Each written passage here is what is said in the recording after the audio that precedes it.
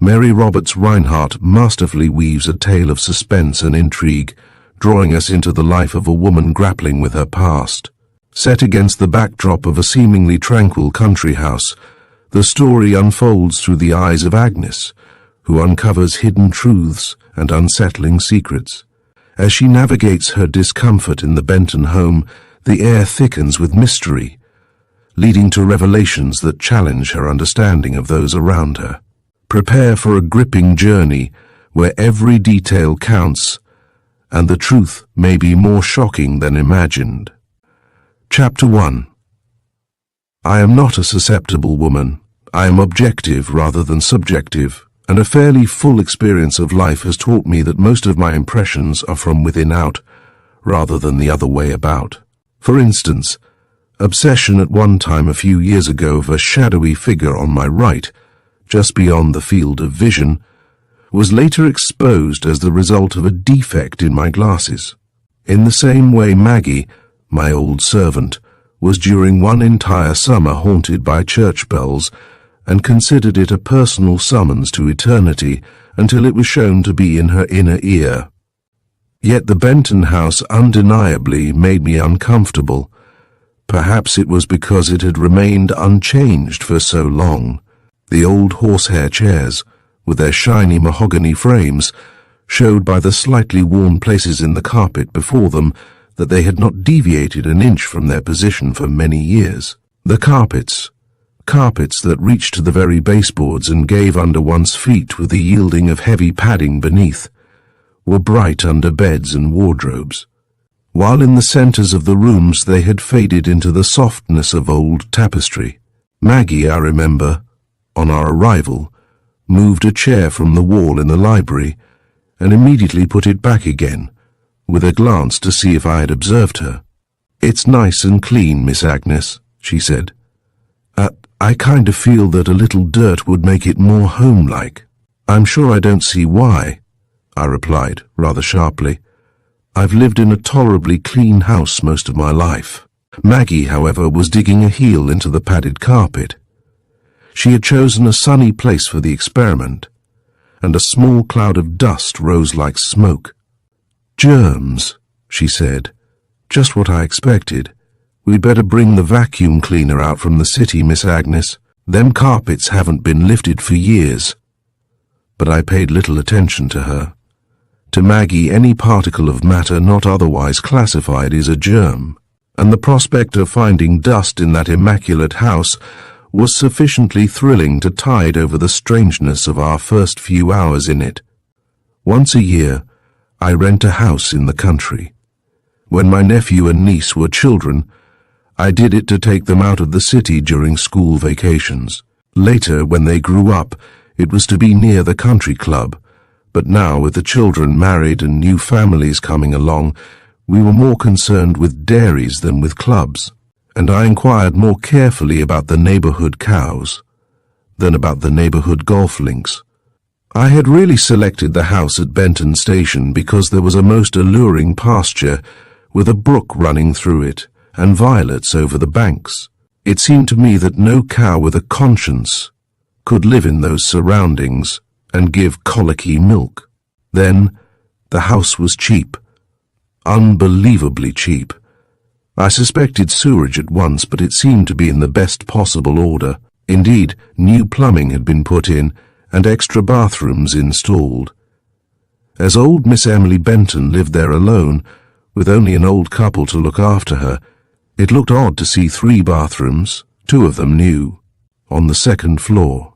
Big tubs and showers, although little old Miss Emily could have bathed in the washbowl and have had room to spare.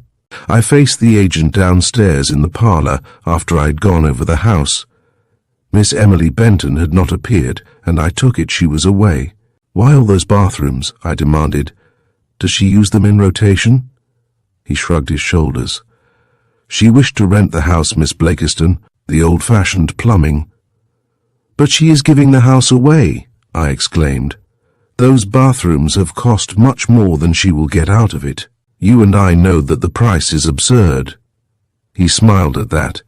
"If you wish to pay more, you may, of course. She is a fine woman, Miss Blakiston, but you can never measure a Benton with any yardstick but their own. The truth is that she wants the house off her hands this summer. I don't know why. It's a good house, and she has lived here all her life. But my instructions, I'll tell you frankly, are to rent it, if I have to give it away." With which absurd sentence we went out the front door, and I saw the pasture, which decided me. In view of the fact that I had taken the house for my grandnieces and nephews, it was annoying to find by the end of June that I should have to live in it by myself. Willie's boy was having his teeth straightened and must make daily visits to the dentist, and Jack went to California and took Gertrude and the boys with him. The first curious thing happened then. I wrote to the agent saying that I would not use the house, but enclosing a check for its rental, as I had signed the lease. To my surprise, I received in reply a note from Miss Emily herself, very carefully written on thin notepaper. Although it was years since I had seen her, the exquisite neatness of the letter, its careful paragraphing, its margins so accurate as to give the impression that she had drawn a faint margin line with a lead pencil and then erased it. All these were as indicative of Emily Benton as the letter was not. As well as I can explain it, the letter was impulsive, almost urgent. Yet the little old lady I remembered was neither of these things. "My dear Miss Blakiston," she wrote, "but I do hope you will use the house. It was because I wanted to be certain that it would be occupied this summer that I asked so low a rent for it. You may call it a whim if you like, but there are reasons why I wish the house to have a summer tenant. It has, for one thing, never been empty since it was built. It was my father's pride, and his father's before him, that the doors were never locked, even at night. Of course, I cannot ask a tenant to continue this old custom, but I can ask you to reconsider your decision. Will you forgive me for saying that you are so exactly the person I should like to see in the house that I feel I cannot give you up? So strongly do I feel this that I would, if I dared, enclose your check and beg you to use the house rent-free. Faithfully yours, Emily Benton." Gracefully worded and carefully written as the letter was, I seemed to feel behind it some stress of feeling, an excitement perhaps, totally out of proportion to its contents. Years before I had met Miss Emily, even then a frail little old lady, her small figure stiffly erect, her eyes cold, her whole bearing one of reserve. The Bentons, for all their open doors, were known in that part of the country as proud. I can remember, too, how when I was a young girl, my mother had regarded the rare invitations to have tea and tiny cakes in the Benton parlour as commands, no less, and had taken the long carriage ride from the city with complacency. And now Miss Emily, last of the family, had begged me to take the house. In the end, as has been shown, I agreed. The glamour of the past had perhaps something to do with it, but I have come to a time of life when, failing intimate interests of my own, my neighbours' interests are mine by adoption. To be frank, I came because I was curious. Why, aside from a money consideration, was the Benton house to be occupied by an alien household? It was opposed to every tradition of the family, as I had heard of it. I knew something of the family history. The Reverend Thaddeus Benton, rector of St. Bartholomew, who had forsaken the frame rectory near the church to build himself the substantial home now being offered me. Miss Emily, his daughter, who must now, I computed, be nearly 70, and a son whom I recalled faintly as hardly bearing out the Benton traditions of solidity and rectitude. The Reverend Mr. Benton, I recalled, had taken the stand that his house was his own, and having moved his family into it, had thereafter, save on great occasions, received the congregation individually or en masse. In his study at the church, a patriarchal old man, benevolent yet austere, who once, according to a story I had heard in my girlhood, had horsewhipped one of his vestrymen for trifling with the affections of a young married woman in the village. There was a gap of 30 years in my knowledge of the family. I had indeed forgotten its very existence, when by the chance of a newspaper advertisement I found myself involved vitally in its affairs, playing Providence, indeed, and both fearing and hating my role. Looking back, there are a number of things that appear rather curious. Why, for instance, did Maggie, my old servant, develop such a dislike for the place? It had nothing to do with the house.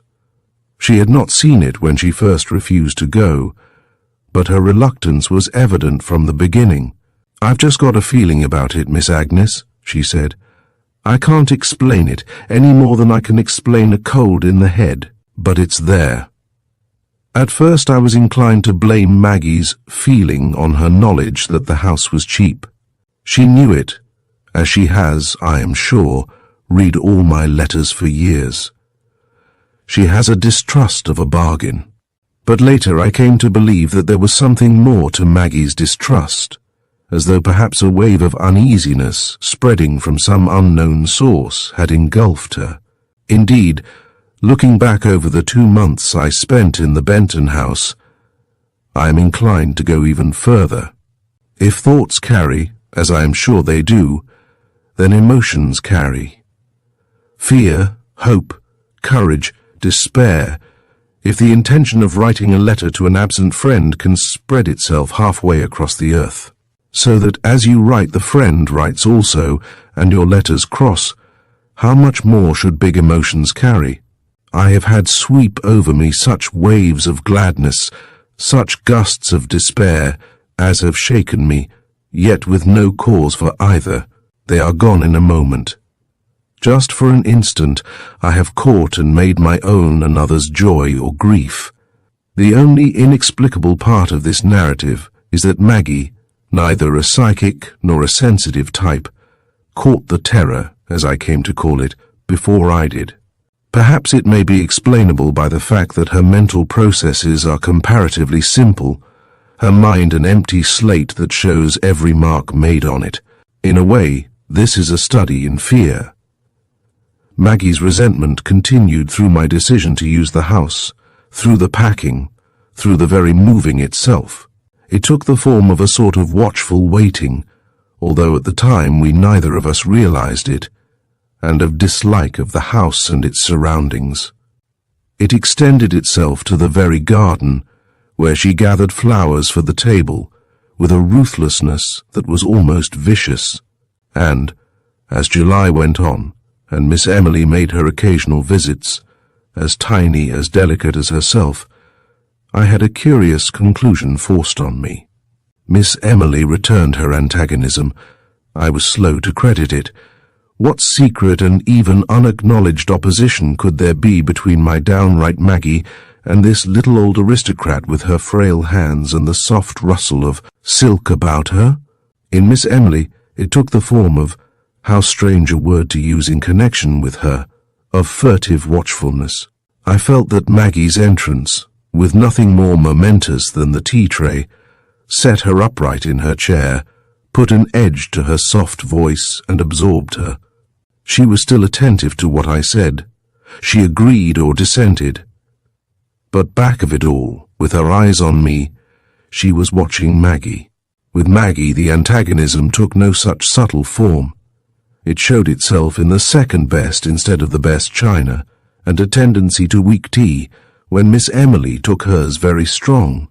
And such was the effect of their mutual watchfulness and suspicion, such perhaps was the influence of the staid old house on me, after a time even that fact, of the strong tea, began to strike me as incongruous. Miss Emily was so consistent, so consistently frail and dainty, and so, well, unspotted seems to be the word, and so gentle. Yet as time went on I began to feel that she hated Maggie with a real hatred. And there was the strong tea. Indeed, it was not quite normal, nor was I. For by that time, the middle of July, it was before I figured out as much as I have set down in 5 minutes. By that time I was not certain about the house, It was difficult to say just what I felt about the house. Willie, who came down over a Sunday early in the summer, possibly voiced it when he came down to his breakfast there. "How did you sleep?" I asked. "Not very well." He picked up his coffee cup and smiled over it rather sheepishly. "To tell the truth, I got to thinking about things, the furniture and all that," he said vaguely. "How many people have sat in the chairs and seen themselves in the mirror and died in the bed, and so on." Maggie, who was bringing in the toast, gave a sort of low moan, which she turned into a cough. "There have been 23 deaths in it in the last 40 years, Mr. Willie," she volunteered. "That's according to the gardener, and more than half died in that room of yours." "Put down that toast before you drop it, Maggie," I said. "You're shaking all over, and go out and shut the door." "Very well," she said, with a meekness behind which she was both indignant and frightened. "But there is one word I might mention before I go, and that is cats." "Cats," said Willie, as she slammed the door. "I think it is only one cat," I observed mildly. "It belongs to Miss Emily, I fancy. It manages to be in a lot of places nearly simultaneously, and Maggie swears it is a dozen." Willie is not subtle. He's a practical young man with a growing family and a tendency the last year or two to flesh, but he ate his breakfast thoughtfully. "Don't you think it's rather isolated?" he asked finally. "Just you 3 women here?" I had taken Delia the cook along. "We have a telephone," I said rather loftily. Although I checked myself.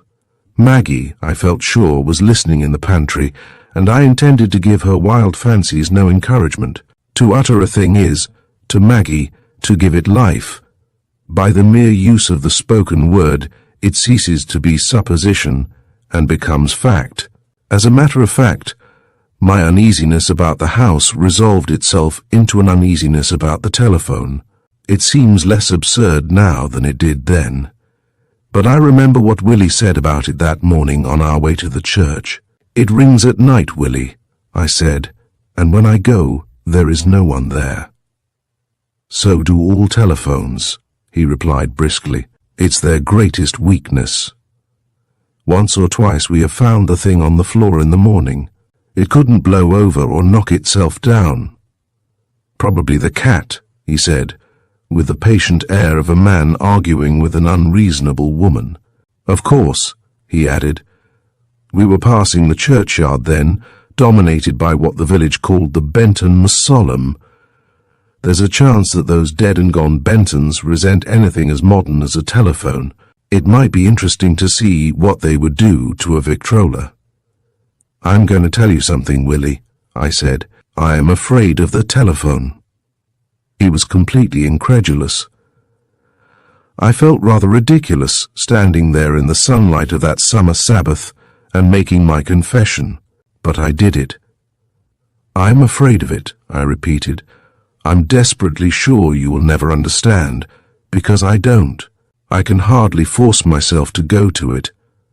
I hate the very back corner of the hall where it stands." I saw his expression then, and I stopped, furious with myself.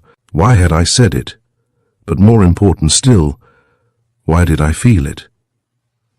I had not put it into words before. I had not expected to say it then. But the moment I said it, I knew it was true. I had developed an ID fix. "I have to go downstairs at night and answer it," I added, rather feebly. "It's on my nerves, I think." "I should think it is," he said, with a note of wonder in his voice. "It doesn't sound like you. A telephone." But just at the church door he stopped me, a hand on my arm. "Look here," he said. "Don't you suppose it's because you're so dependent on the telephone? You know that if anything goes wrong with it, you're cut off, in a way. And there's another point. You get all your news over it, good and bad." He had difficulty, I think, in finding the words he wanted. It's vital," he said. "So you attach too much importance to it, and it gets to be an obsession." "Very likely," I assented. "The whole thing is idiotic anyhow, But was it idiotic? I am endeavouring to set things down as they seemed to me at the time, not in the light of subsequent events.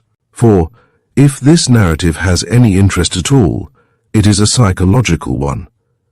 I have said that it is a study in fear, but perhaps it would be more accurate to say that it is a study of the mental reaction of crime, of its effects on different minds, more or less remotely connected with it.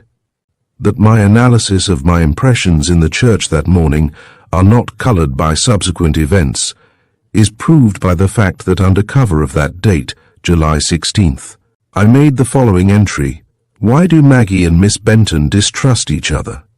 I realized it even then, although I did not consider it serious, as is evidenced by the fact that I follow it with a recipe for fruit gelatin, copied from the newspaper. It was a calm and sunny Sunday morning. The church windows were wide open, and a butterfly came in and set the choir boys to giggling. At the end of my pew, a stained glass window to Carlo Benton. The name came like an echo from the forgotten past, sent a shower of coloured light over Willie, turned my blue silk to most unspinsterly hues, and threw a sort of summer radiance over Miss Emily herself, in the seat ahead. She sat quite alone, impeccably neat, even to her profile. She was so orderly, so well balanced. One stitch of her hand-sewed organdy collar was so clearly identical with every other.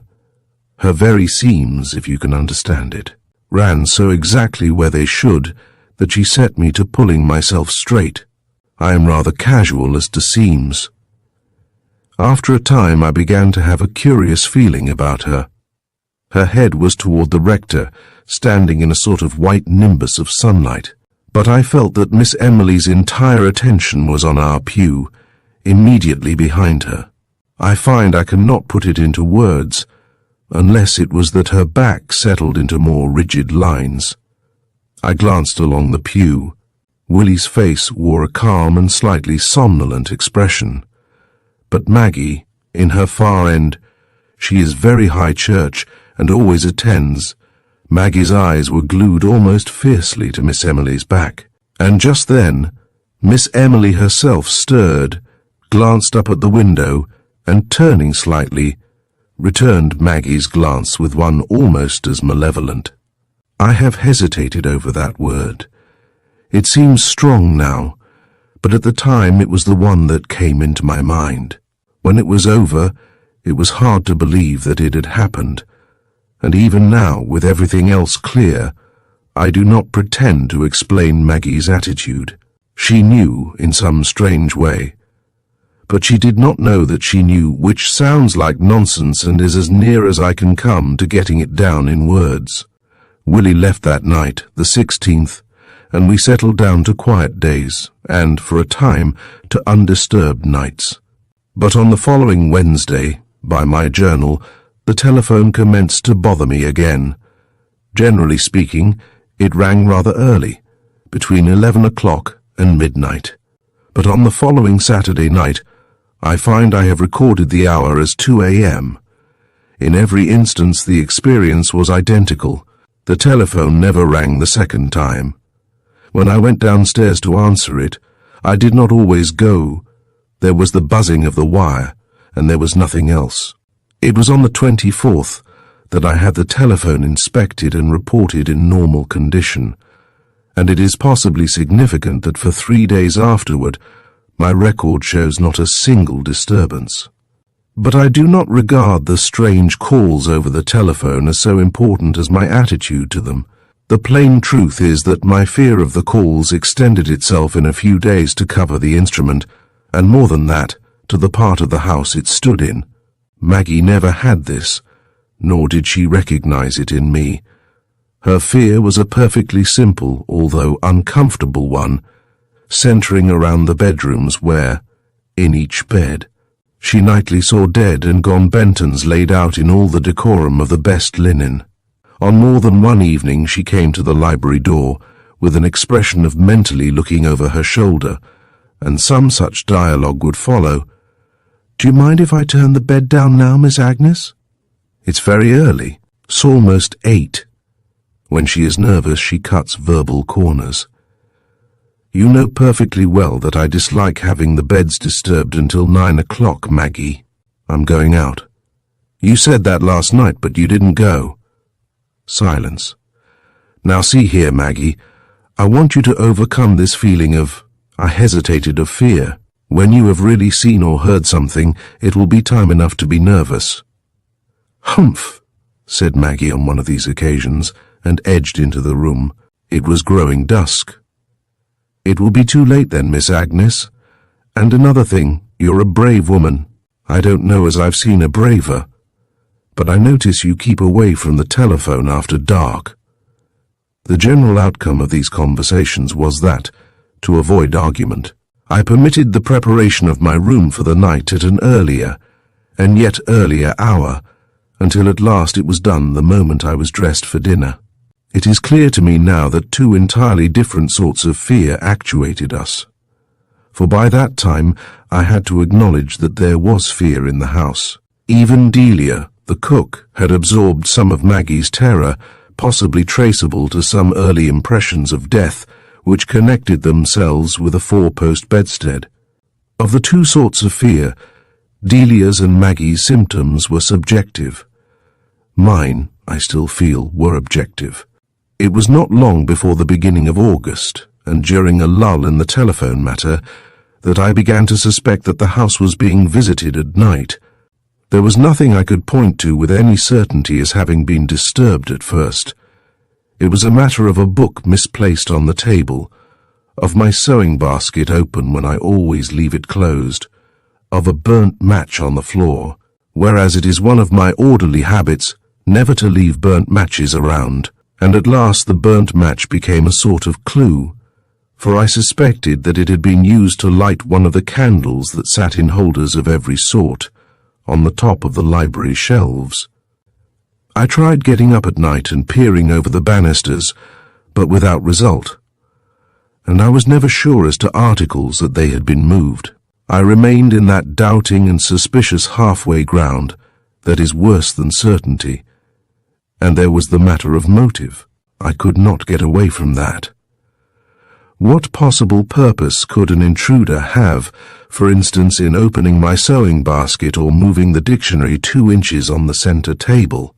Yet the feeling persisted, and on the 2nd of August I find this entry in my journal: right-hand brass, 8 inches, left-hand brass, 7 inches, carved wood Italian 5 3/4 inches each, old glass on mantelpiece 7 inches, and below this, dated the 3rd, last night, between midnight and daylight, the candle in the glass holder on the right side of the mantel was burned down 1 1/2 inches. I should, no doubt, have set a watch on my nightly visitor after making this discovery, and one that was apparently connected with it, nothing less than Delia's report that there were candle droppings over the border of the library carpet. But I have admitted that this is a study in fear, and a part of it is my own. I was afraid. I was afraid of the night visitor, but more than that, I was afraid of the fear. It had become a real thing by that time, something that lurked in the lower back hall waiting to catch me by the throat, to stop my breath, to paralyze me so I could not escape. I never went beyond that point. Yet I am not a cowardly woman. I have lived alone too long for that.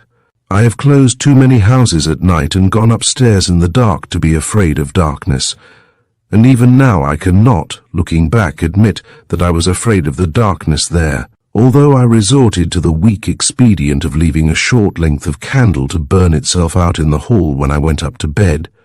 I have seen one of Willie's boys waken up at night screaming with a terror he could not describe. Well, it was much like that with me, except that I was awake and horribly ashamed of myself. On the 4th of August I find in my journal the single word flower. It recalls both my own cowardice at that time and an experiment I made. The telephone had not bothered us for several nights, and I began to suspect a connection of this sort. When the telephone rang, there was no night visitor, and vice versa. I was not certain, Delia was setting bread that night in the kitchen, and Maggie was reading a ghost story from the evening paper. There was a fine sifting of flour over the table, and it gave me my idea. When I went up to bed that night, I left a powdering of flour here and there on the lower floor, at the door into the library, a patch by the table, and, going back rather uneasily, one near the telephone. I was up and downstairs before Maggie the next morning. The patches showed trampling. In the doorway they were almost obliterated, as by the trailing of a garment over them, but by the fireplace there were two prints quite distinct. I knew when I saw them that I had expected the marks of Miss Emily's tiny foot, although I had not admitted it before. But these were not Miss Emily's. They were large, flat, substantial, and one showed a curious marking around the edge that it was my own. The marking was the knitted side of my bedroom slipper. I had, so far as I could tell, gone downstairs in the night, investigated the candles, possibly in darkness, and gone back to bed again. The effect of the discovery on me was, well, undermining. In all the uneasiness of the past few weeks I had at least had full confidence in myself, and now that was gone. I began to wonder how much of the things that had troubled me were real, and how many I had made for myself. To tell the truth, by that time the tension was almost unbearable. My nerves were going, and there was no reason for it. I kept telling myself that. In the mirror I looked white and anxious, and I had a sense of approaching trouble. I caught Maggie watching me too, and on the 7th I find in my journal the words, "Insanity is often only a formless terror."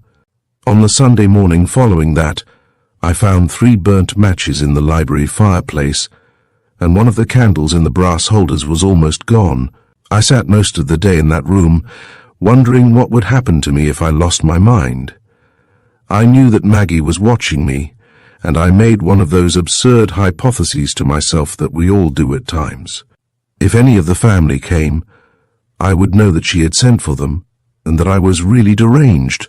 It had been a long day, with a steady summer rain that had not cooled the earth, but only set it steaming.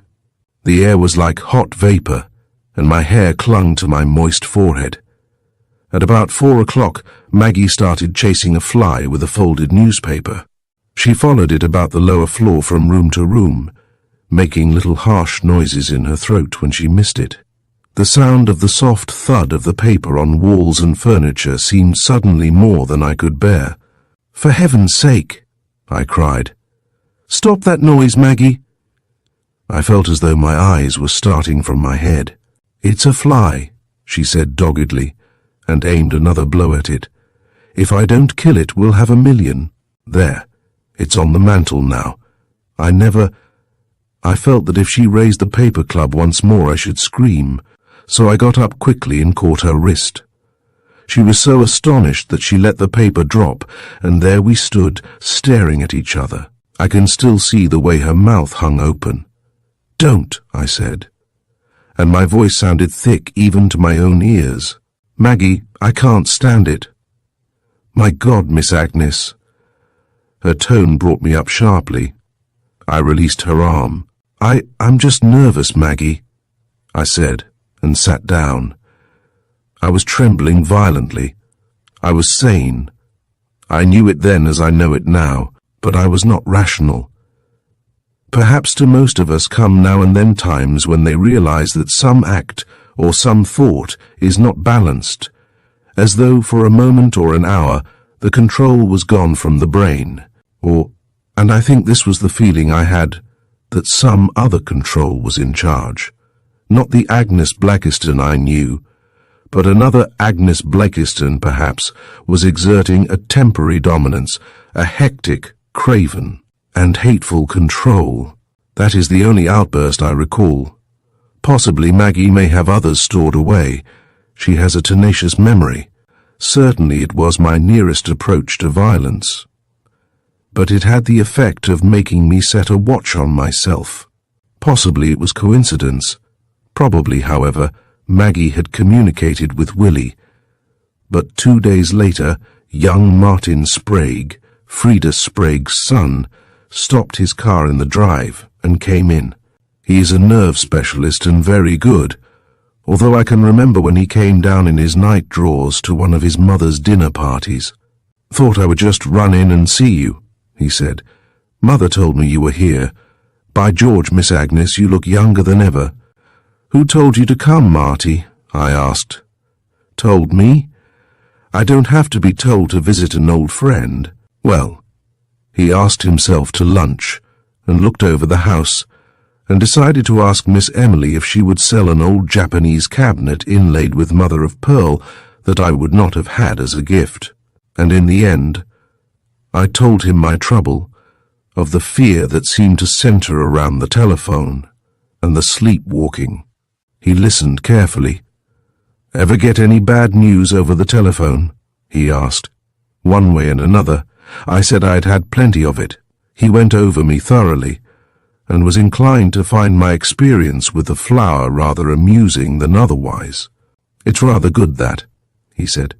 "Setting a trap to catch yourself. You'd better have Maggie sleep in your room for a while." "Well, it's all pretty plain, Miss Agnes. We bury some things as deep as possible, especially if we don't want to remember that they ever happened. But the mind's a queer thing. It holds on pretty hard, and burying is not destroying. Then we get tired or nervous.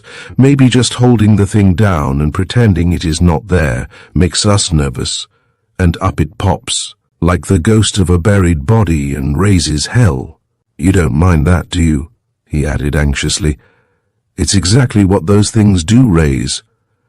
"But," I demanded irritably, "who rings the telephone at night? I dare say you don't contend that I go out at night and call the house, and then come back and answer the call, do you?" He looked at me with a maddening smile. "Are you sure it really rings?" he asked.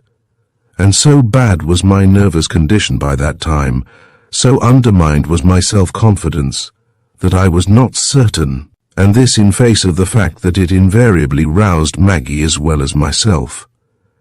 On the 11th of August, Miss Emily came to tea. The date does not matter, but by following the chronology of my journal, I find I can keep my narrative in proper sequence. I had felt better that day. So far as I could determine, I had not walked in my sleep again, and there was about Maggie an air of cheerfulness and relief, which showed that my condition was more nearly normal than it had been for some time. The fear of the telephone and of the back hall was leaving me too.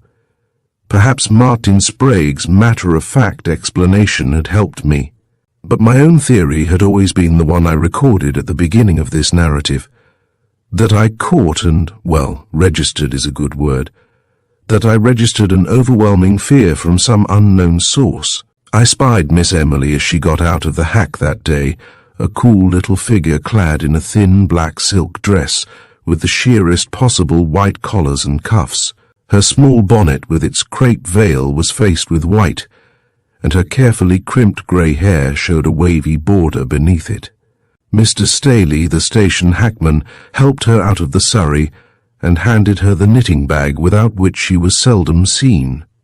It was 2 weeks since she had been there, and she came slowly up the walk, looking from side to side at the perennial borders, then in full August bloom. She smiled when she saw me in the doorway, and said, with the little anxious pucker between her eyes that was so childish, "Don't you think peonies are better cut down at this time of year?" She took a folded handkerchief from her bag and dabbed at her face, where there was no sign of dust to mar its old freshness. "It gives the lilies a better chance, my dear." I led her into the house, and she produced a gay bit of knitting, a baby Afghan, by the signs. She smiled at me over it.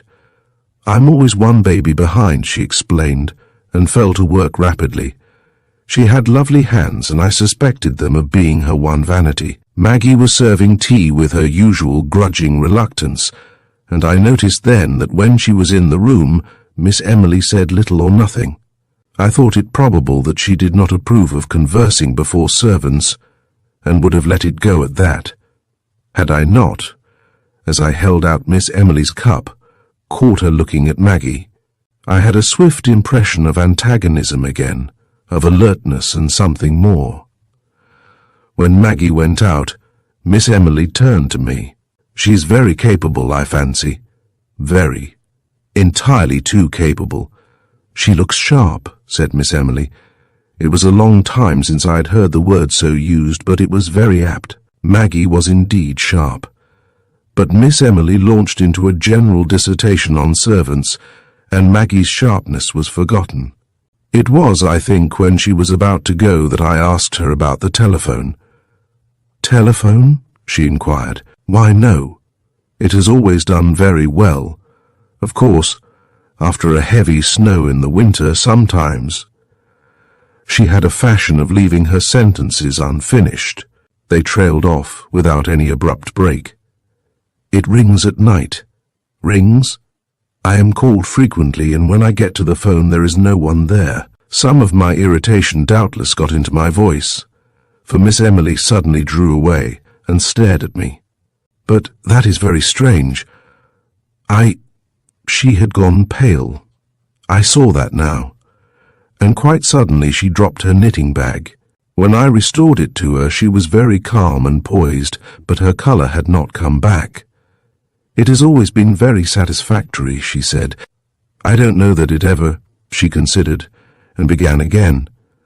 Why not just ignore it? If someone is playing a malicious trick on you, the only thing is to ignore it.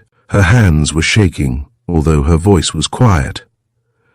I saw that when she tried to tie the ribbons of the bag, and I wondered at this. In so gentle a soul, there was a hint of anger in her tones. There was an edge to her voice. That she could be angry was a surprise, and I found that she could also be obstinate. For we came to an impasse over the telephone in the next few minutes, and over something so absurd that I was nonplussed. It was over her unqualified refusal to allow me to install a branch wire to my bedroom.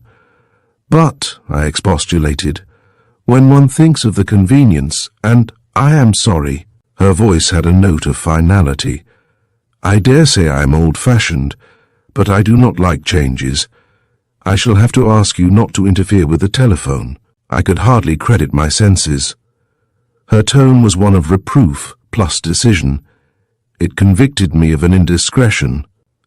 If I had asked to take the roof off and replace it with silk umbrellas, it might have been justified.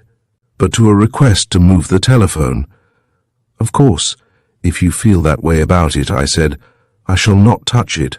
I dropped the subject, a trifle ruffled, I confess, and went upstairs to fetch a box in which Miss Emily was to carry away some flowers from the garden. It was when I was coming down the staircase that I saw Maggie. She had carried the hall candlesticks, newly polished, to their places on the table, and was standing, a hand on each one, staring into the old Washington mirror in front of her. From where she was, she must have had a full view of Miss Emily in the library.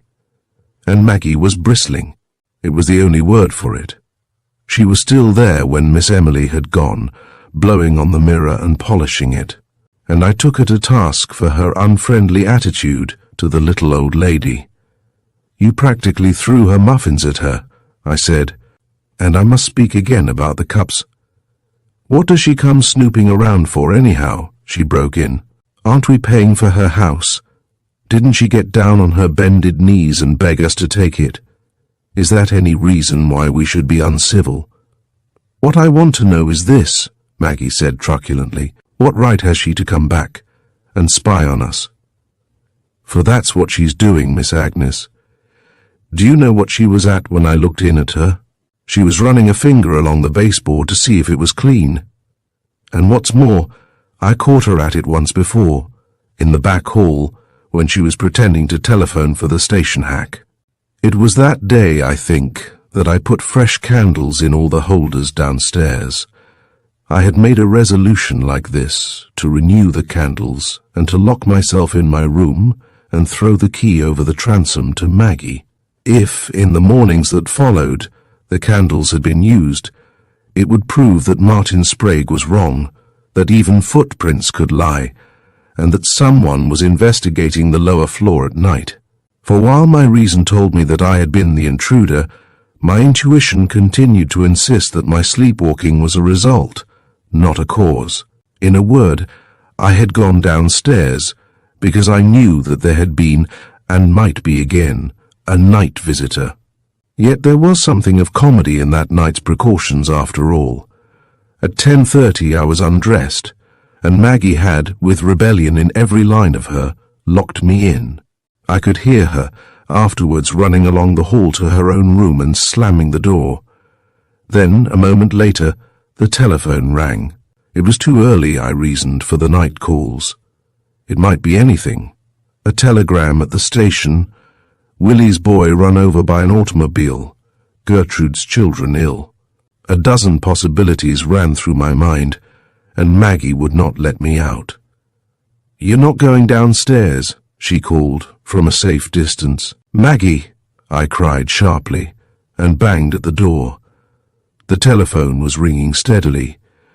"Come here at once, Miss Agnes," she beseeched. "You go to bed and don't listen. There'll be nothing there for all your trouble," she said in a quavering voice. "It's nothing human that rings that bell." Finally, however, she freed me, and I went down the stairs. I had carried down a lamp, and my nerves were vibrating to the rhythm of the bell's shrill summons. But, strangely enough, the fear had left me. I find, as always, that it is difficult to put into words. I did not relish the excursion to the lower floor. I resented the jarring sound of the bell, but the terror was gone. I went back to the telephone. Something that was living and moving was there. I saw its eyes, lower than mine, reflecting the lamp like twin lights. I was frightened, but still it was not the fear. The twin lights leaped forward and proved to be the eyes of Miss Emily's cat, which had been sleeping on the stand. I answered the telephone. To my surprise, it was Miss Emily herself, a quiet and very dignified voice which apologized for disturbing me at that hour, and went on. "I feel that I was very abrupt this afternoon, Miss Blakiston. My excuse is that I have always feared change. I have lived in a rut too long, I'm afraid. But of course, if you feel you would like to move the telephone, or put in an upstairs instrument, you may do as you like." She seemed, having got me there, unwilling to ring off. I got a curious effect of reluctance over the telephone, and there was one phrase that she repeated several times. "I do not want to influence you. I want you to do just what you think best." The fear was entirely gone by the time she rang off. I felt instead a sort of relaxation that was most comforting. The rear hall, a cul-de-sac of nervousness in the daytime and of horror at night, was suddenly transformed by the light of my lamp into a warm and cheerful refuge from the darkness of the lower floor. The purring of the cat, comfortably settled on the telephone stand, was as cheering as the singing of a kettle on a stove. On the rack near me, my garden hat and an old paisley shawl made a grotesque human effigy. I sat back in the low wicker chair and surveyed the hallway. Why not, I considered, do away now with the fear of it? If I could conquer it like this at midnight, I need never succumb again to it in the light. The cat leaped to the stand beside me and stood there waiting. He was an intelligent animal, and I am like a good many spinsters. I am not more fond of cats than other people, but I understand them better. And it seemed to me that he and I were going through some familiar program, of which a part had been neglected. The cat neither sat nor lay, but stood there, waiting. So at last I fetched the shawl from the rack, and made him a bed on the stand. It was what he had been waiting for. I saw that at once. He walked onto it, turned around once, lay down and closed his eyes. I took up my vigil. I had been the victim of a fear I was determined to conquer. The house was quiet. Maggie had retired shriveled to bed. The cat slept on the shawl. And then I felt the fear returning. It welled up through my tranquillity like a flood, and swept me with it. I wanted to shriek. I was afraid to shriek. I longed to escape. I dared not move. There had been no sound, no motion. Things were as they had been. It may have been 1 minute or 5 that I sat there. I do not know. I only know that I sat with fixed eyes, not even blinking, for fear of even for a second shutting out the sane and visible world about me. A sense of deadness commenced in my hands and worked up my arms. My chest seemed flattened. Then the telephone bell rang. The cat leaped to his feet.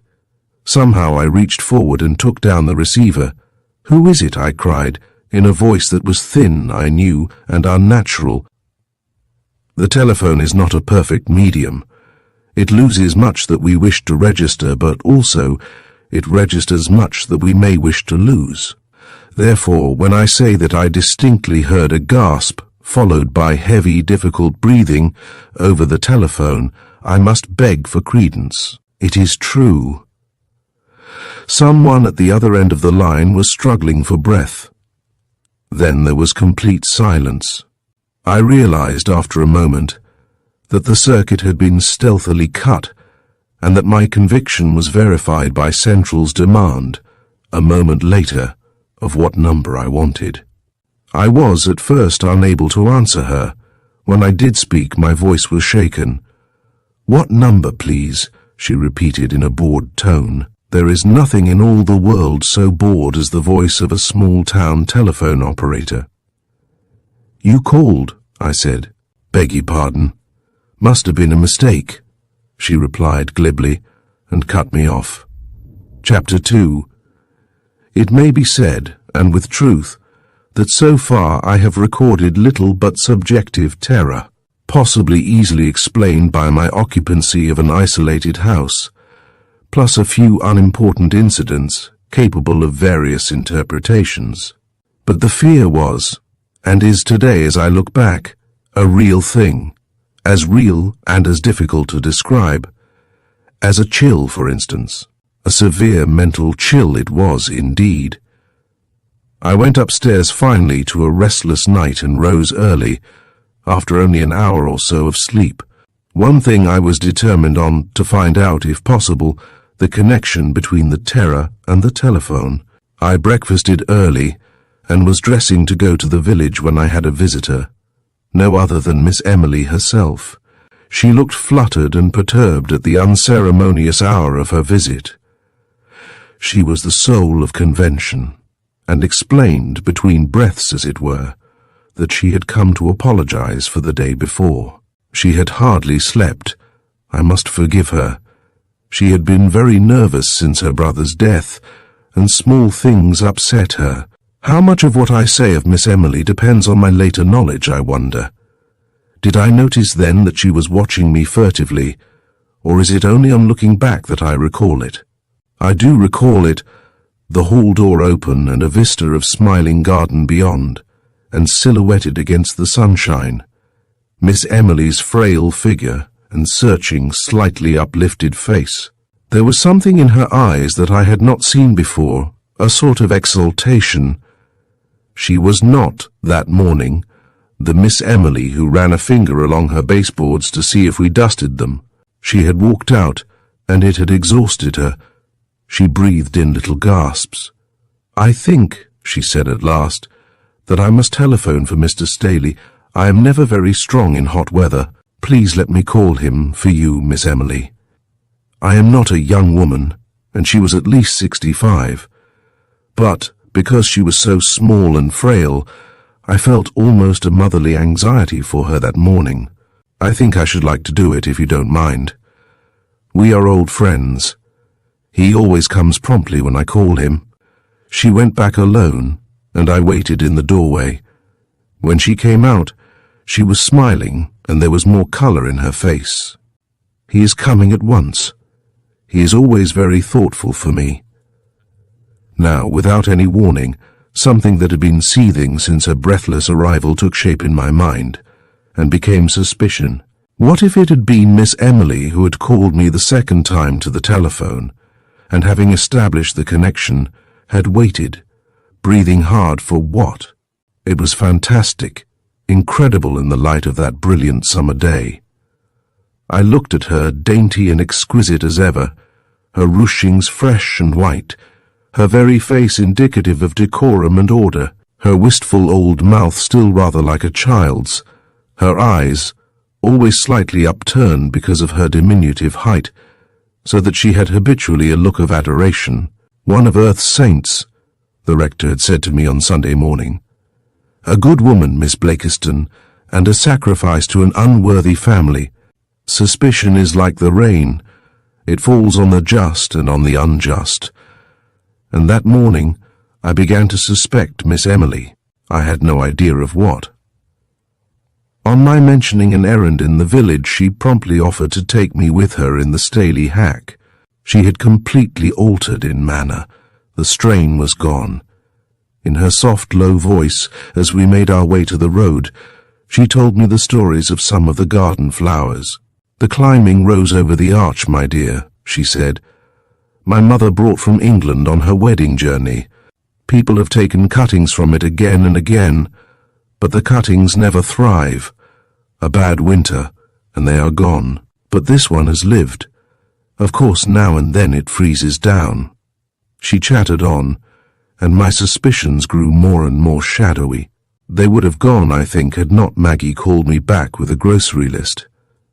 A sack of flour, she said, and some green vegetables, and Miss Agnes.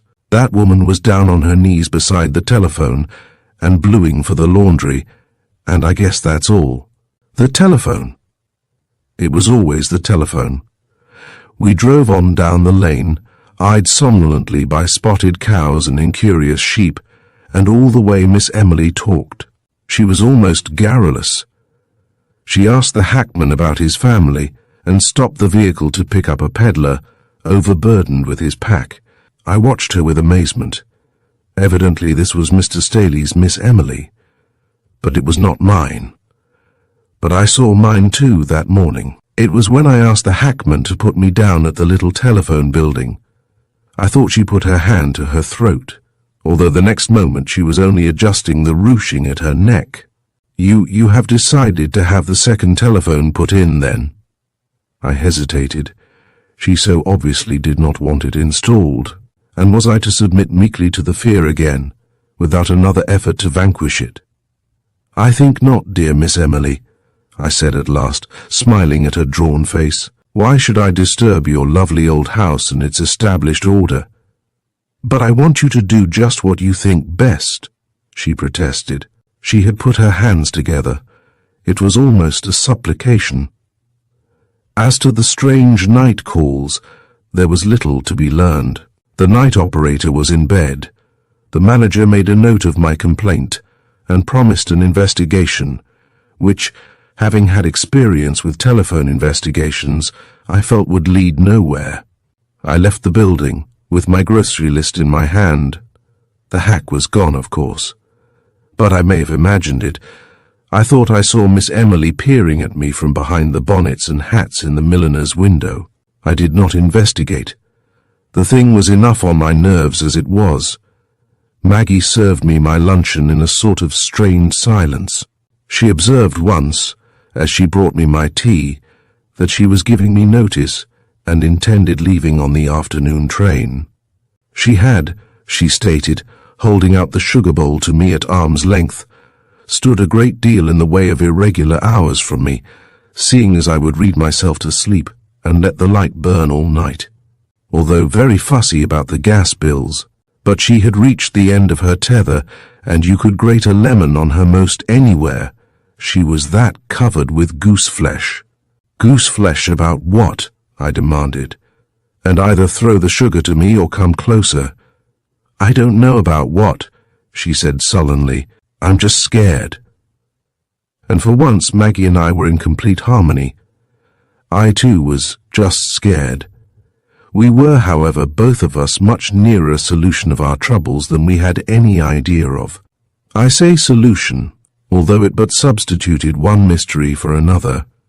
It gave tangibility to the intangible indeed, but I cannot see that our situation was any better. I, for one, found myself in the position of having a problem to solve, and no formula to solve it with. The afternoon was quiet. Maggie and the cook were in the throes of jelly making, and I had picked up a narrative history of the county, written most pedantically, although with here and there a touch of heavy lightness, by Miss Emily's father, the Reverend Samuel Thaddeus Benton. On the flyleaf she had inscribed, "Written by my dear father during the last year of his life, and published after his death by the parish to which he had given so much of his noble life." The book left me cold, but the inscription warmed me. Whatever feeling I might have had about Miss Emily died of that inscription. A devoted and self-sacrificing daughter, a woman both loving and beloved. That was the Miss Emily of the dedication to 50 years in Bolivar County. In the middle of the afternoon, Maggie appeared, with a saucer and a teaspoon. In the saucer she had poured a little of the jelly to test it, and she was blowing on it when she entered. I put down my book. "Well," I said, "don't tell me you're not dressed yet.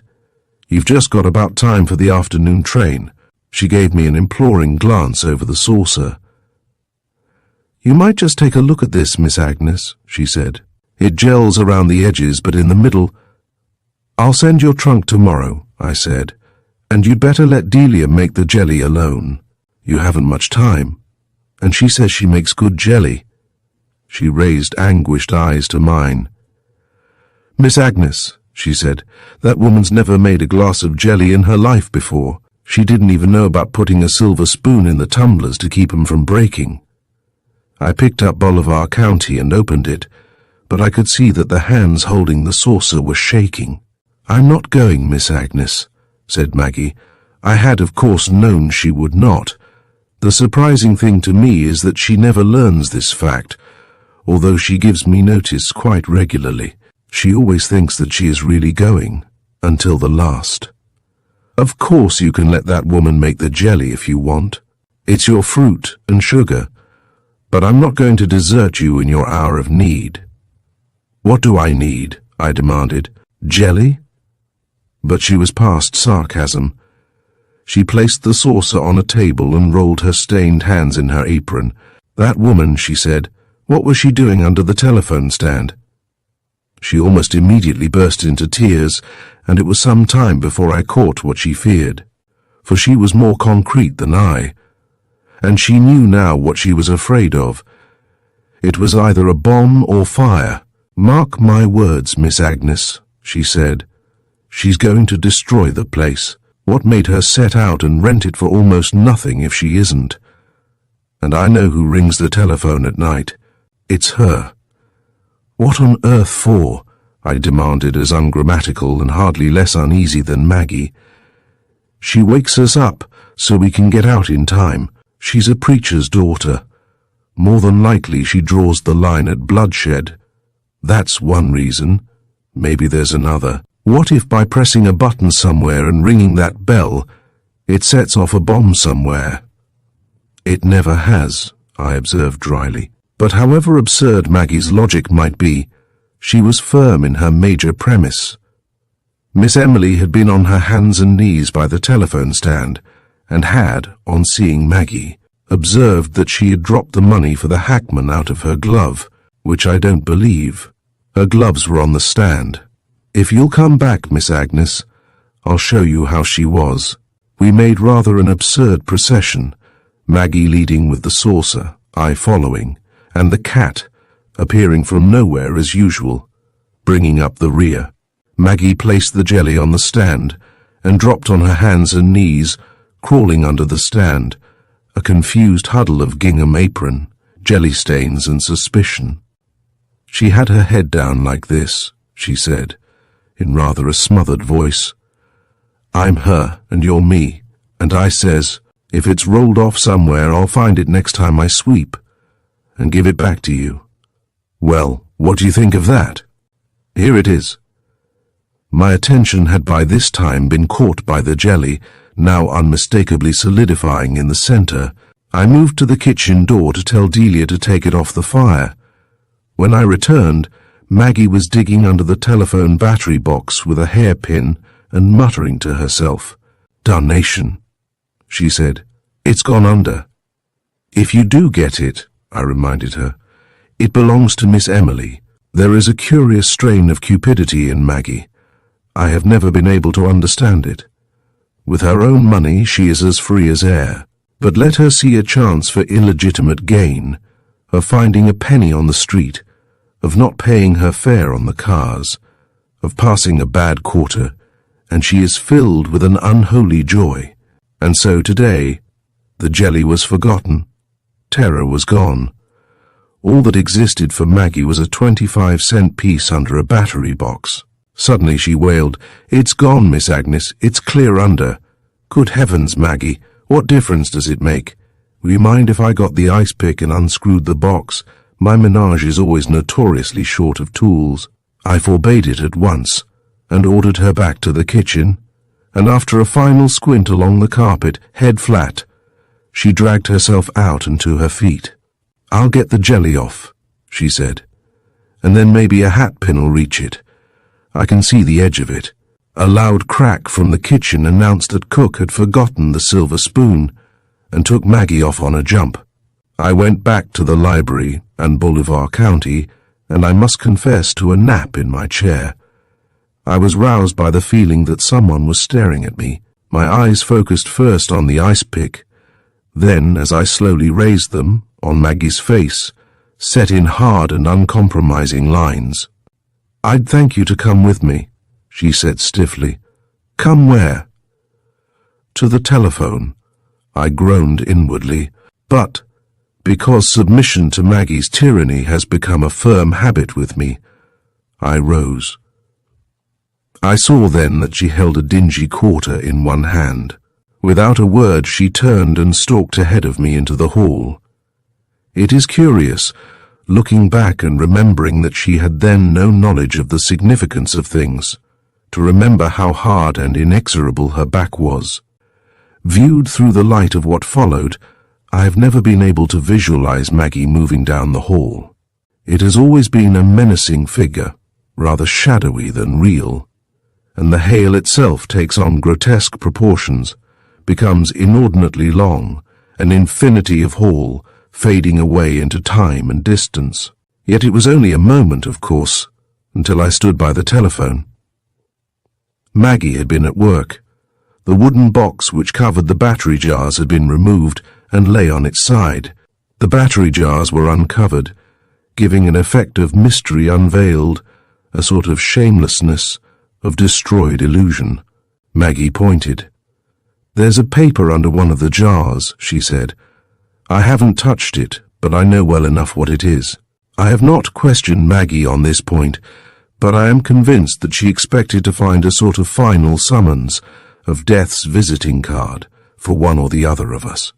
The paper was there, a small folded scrap, partially concealed under a jar.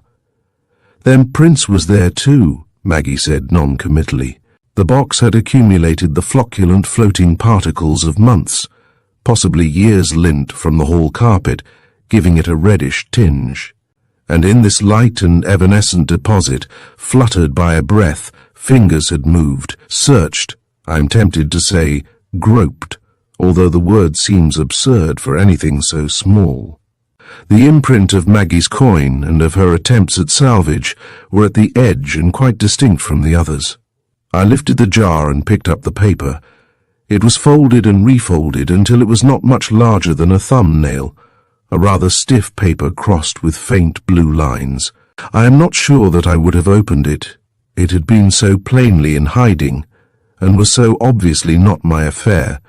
Had not Maggie suddenly gasped and implored me not to look at it, I immediately determined to examine it. Yet, after I had read it twice, it had hardly made an impression on my mind. There are some things so incredible that the brain automatically rejects them. I looked at the paper. I read it with my eyes. But I did not grasp it. It was not note paper. It was apparently torn from a tablet of glazed and ruled paper, just such paper, for instance, as Maggie soaks in brandy and places on top of her jelly before tying it up. It had been raggedly torn. The scrap was the full width of the sheet, but only 3 inches or so deep. It was undated, and this is what it said.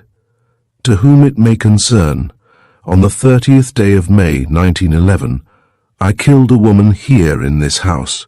I hope you will not find this until I am dead. Signed, Emily Benton." Maggie had read the confession over my shoulder, and I felt her body grow rigid. As for myself, my first sensation was one of acute discomfort, that we should have exposed the confession to the light of day. Neither of us, I'm sure, had really grasped it. Maggie put a trembling hand on my arm. "The brass of her," she said in a thin, terrified voice, "and sitting in church like the rest of us." "Oh my God, Miss Agnes, put it back." I whirled on her, in a fury that was only an outlet for my own shock. "Once for all, Maggie," I said, "I'll ask you to wait until you are spoken to, and if I hear that you have so much as mentioned this piece of paper, out you go and never come back." But she was beyond apprehension. She was literal, too. She saw, not Miss Emily unbelievably associated with the crime, but the crime itself. "Who do you suppose it was, Miss Agnes?" "I don't believe it at all. Someone has placed it there to hurt Miss Emily." "It's her writing," said Maggie doggedly. "After a time I got rid of her and sat down to think in the library. Rather, I sat down to reason with myself, for every atom of my brain was clamoring that this thing was true, that my little Miss Emily, exquisite and fine as she was, had done the thing she claimed to have done. It was her own writing, thin, faintly shaded, as neat and as erect as herself, but even that I would not accept until I had compared it with such bits of hers as I possessed. The note begging me to take the house, the inscription on the flyleaf of 50 years in Bolivar County, and here was something I could not quite understand. The writing was all of the same order, but while the confession and the inscription in the book were similar, letter for letter, in the note to me there were differences. A change in the T in Benton, a fuller and blacker stroke, a variation in the terminals of the letters. It is hard to particularize. I spent the remainder of the day in the library, going out for dinner, of course, but returning to my refuge again immediately after. Only in the library am I safe from Maggie.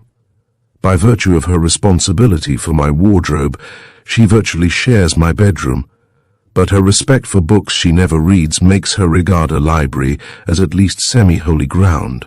She dusts books with more caution than china, and her respect for a family Bible is greater than her respect for me. I spent the evening there, Miss Emily's cat on the divan, and the mysterious confession lying before me under the lamp. At night the variation between it and her note to me concerning the house seemed more pronounced. The note looked more like a clumsy imitation of Miss Emily's own hand, or perhaps this is nearer, as if, after writing in a certain way for 60 years, she had tried to change her style. All my logic ended in one conclusion. She must have known the confession was there. Therefore the chances were that she had placed it there, but it was not so simple as that. Both crime and confession indicated a degree of impulse that Miss Emily did not possess. I have entirely failed with my picture of Miss Emily if the word violence can be associated with her in any way. Miss Emily was a temple, clean-swept, cold and empty. She never acted on impulse. Every action, almost every word, seemed the result of thought and deliberation. Yet, if I could believe my eyes, 5 years before she had killed a woman in this very house, possibly in the very room in which I was then sitting, I find on looking back that the terror must have left me that day. It had, for so many weeks, been so much a part of my daily life that I would have missed it had it not been for this new and engrossing interest. I remember that the long French windows of the library reflected the room like mirrors against the darkness outside, and that once I thought I saw a shadowy movement in one of them, as though a figure moved behind me. But when I turned sharply, there was no one there, and Maggie proved to be, as usual after 9 o'clock, shut away upstairs. I was not terrified, and indeed the fear never returned. In all the course of my investigations, I was never again a victim of the unreasoning fright of those earlier days. My difficulty was that I was asked to believe the unbelievable. It was impossible to reconstruct in that quiet house a scene of violence. It was equally impossible, in view, for instance, of that calm and filial inscription in the history of Bolivar County, to connect Miss Emily with it. She had killed a woman, forsooth. Miss Emily, of the baby Afghans, of the weary peddler, of that quiet seat in the church.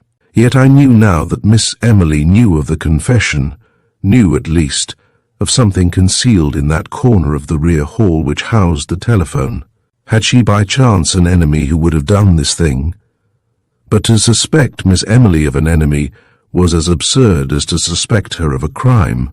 I was completely at a loss when I put out the lights and prepared to close the house. As I glanced back along the hall, I could not help wondering if the telephone, having given up its secret, would continue its nocturnal alarms. As I stood there, I heard the low growl of thunder and the patter of rain against the windows. Partly out of loneliness, partly out of bravado, I went back to the telephone and tried to call Willie, but the line was out of order. I slept badly. Shortly after I returned, I heard a door slamming repeatedly, which I knew meant an open window somewhere. I got up and went into the hall. There was a cold air coming from somewhere below, but as I stood there it ceased. The door above stopped slamming, and silence reigned again. Maggie roused me early.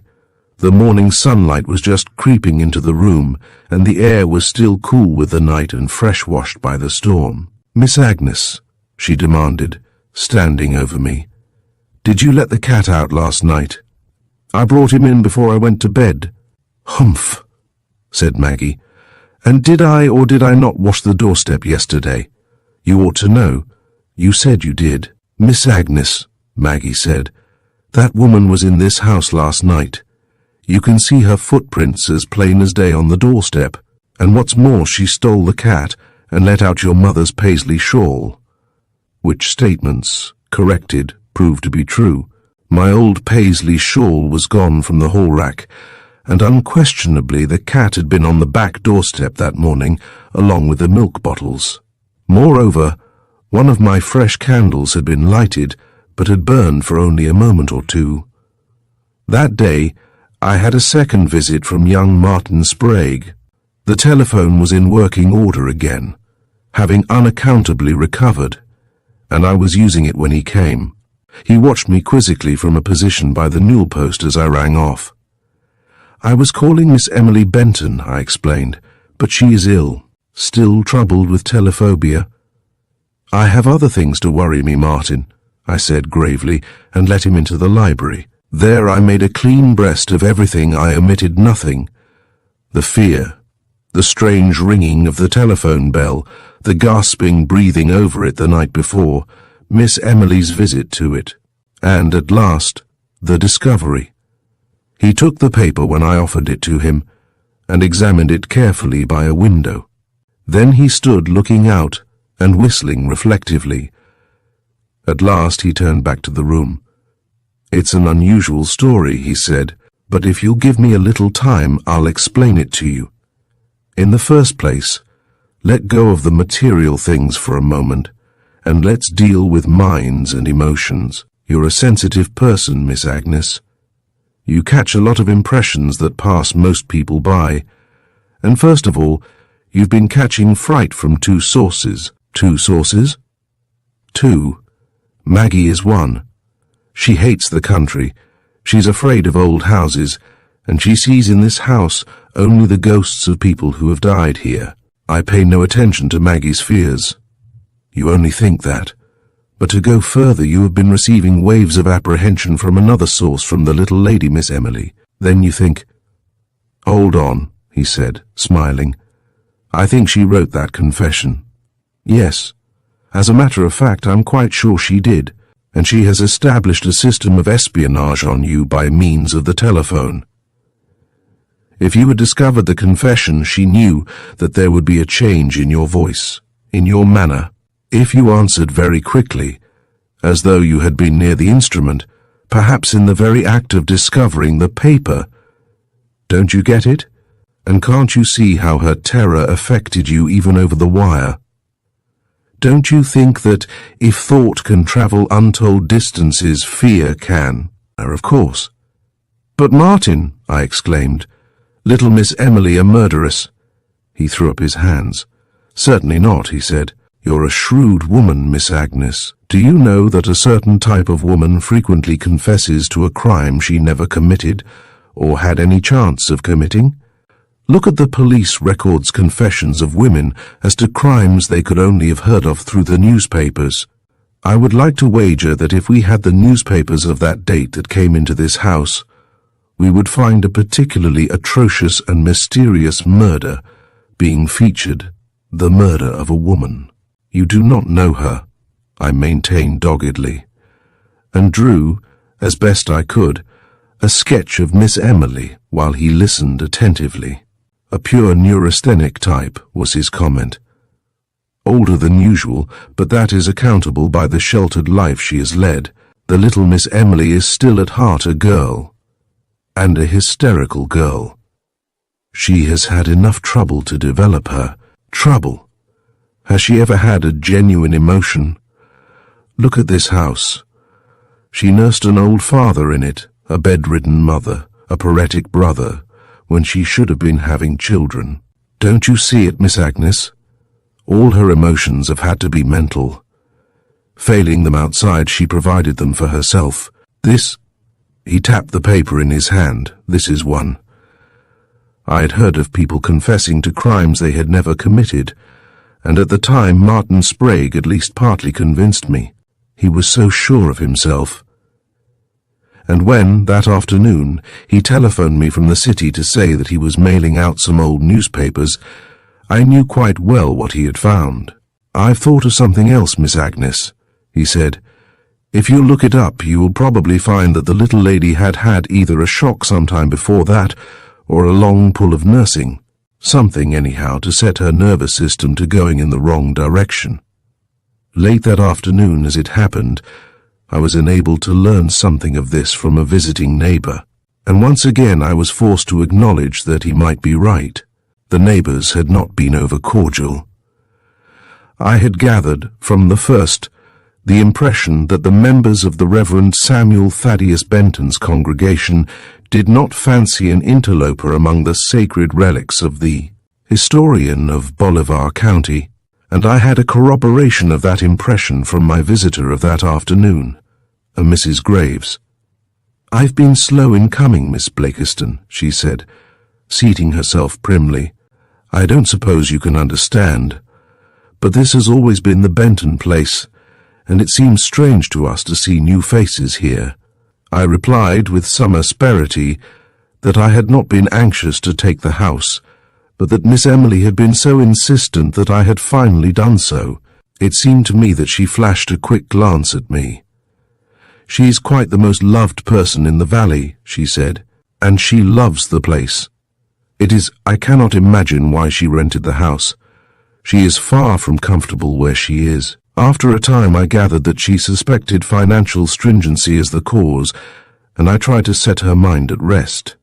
It cannot be money, I said. The rent is absurdly low. The agent wished her to ask more, but she refused. She sat silent for a time, pulling at the fingers of her white silk gloves. And when she spoke again it was of the garden, but before she left she returned to Miss Emily. She has had a hard life in a way, she said. It is only 5 years since she buried her brother, and her father not long before that. She has broken a great deal since then. Not that the brother... I understand he was a great care. Mrs. Graves looked about the room, its shelves piled high with the ecclesiastical library of the late clergyman. It was not only that, she said. When he was all right he was an atheist. Imagine in this house. He had the most terrible books, Miss Blakiston, And of course, when a man believes there is no hereafter, he is apt to lead a wicked life. There is nothing to hold him back. Her mind was on Miss Emily and her problems. She moved abstractedly toward the door. "In this very hall," she said. "I helped Miss Emily to pack all his books into a box, and we sent for Mr. Staley, the hackman at the station, you know, and he dumped the whole thing into the river. We went away with him, and how she cheered up when it was done." Martin Sprague's newspapers arrived the next morning. They bore a date of 2 days before the date of the confession, and contained, rather triumphantly outlined in blue pencil, full details of the murder of a young woman by some unknown assassin. It had been a grisly crime, and the paper was filled with details of a most sensational sort. Had I been asked, I would have said that Miss Emily's clear, slightly upturned eyes had never glanced beyond the merest headlines of such journalistic reports. But in a letter, Martin Sprague set forth a precisely opposite view. "You will probably find," he wrote, "that the little lady is pretty well fed up on such stuff. The calmer and more placid the daily life, the more apt is the secret inner one, in such a circumscribed existence, to be a thriller. You might look over the books in the house. There is a historic case where a young girl swore she had tossed her little brother to a den of lions, although there were no lions near, and little brother was subsequently found asleep in the attic, after reading Fox's Book of Martyrs. Probably the old gentleman has this joke book in his library." I put down his letter and glanced around the room. Was he right after all?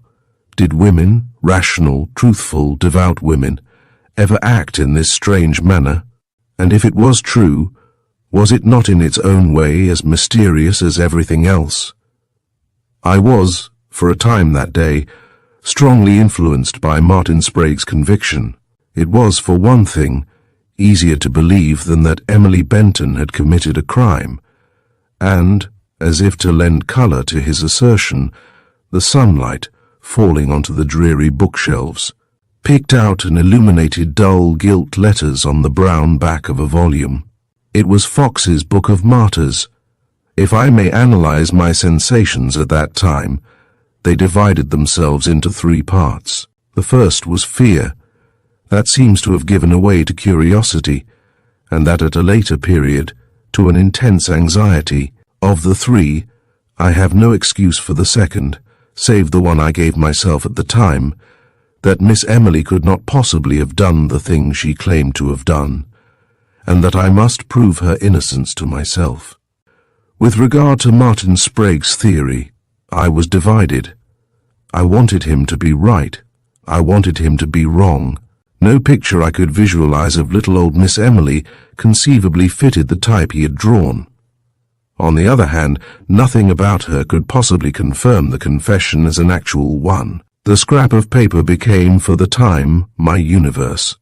Did I close my eyes, I saw it side by side with the inscription in 50 years of my Bolivar County, and letter for letter in the same hand.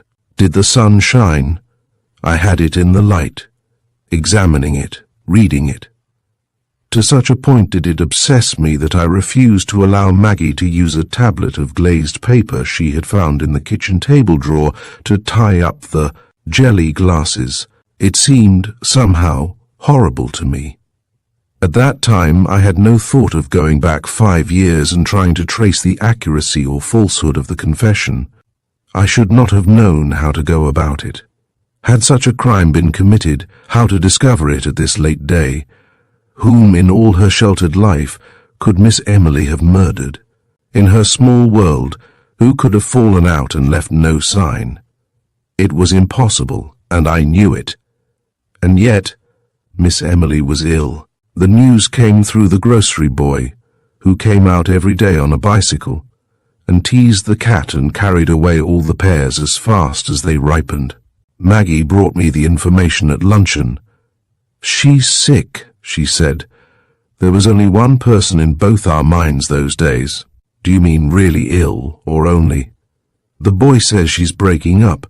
If you ask me, she caught cold the night she broke in here and took your paisley shawl. And if you ask my advice, Miss Agnes, you'll get it back again before the heirs step in and claim it. They don't make them shawls nowadays, and she's as like as not to will it to somebody if you don't go after it. Maggie, I said quietly, how do you know she has that shawl? How did I know that paper was in the telephone box? She countered.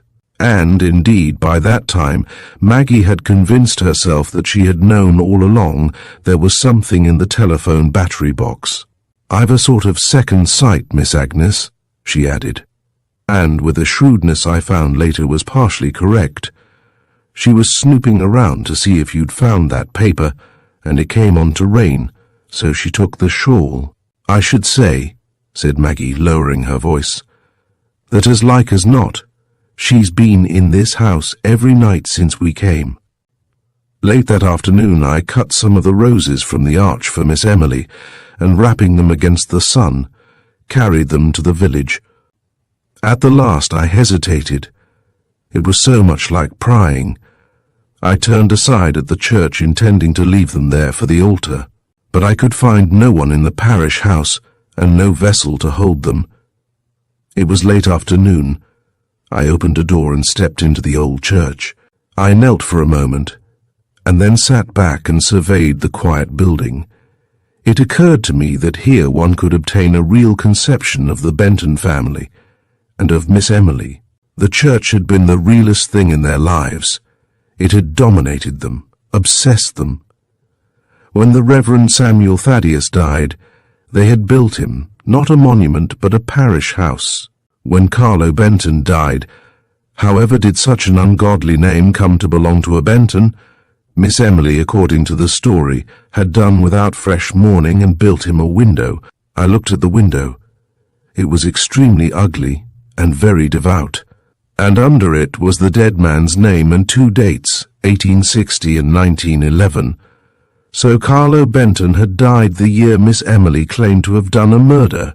Another proof, I reflected, that Martin Sprague would say. He had been on her hands for a long time, both well and ill.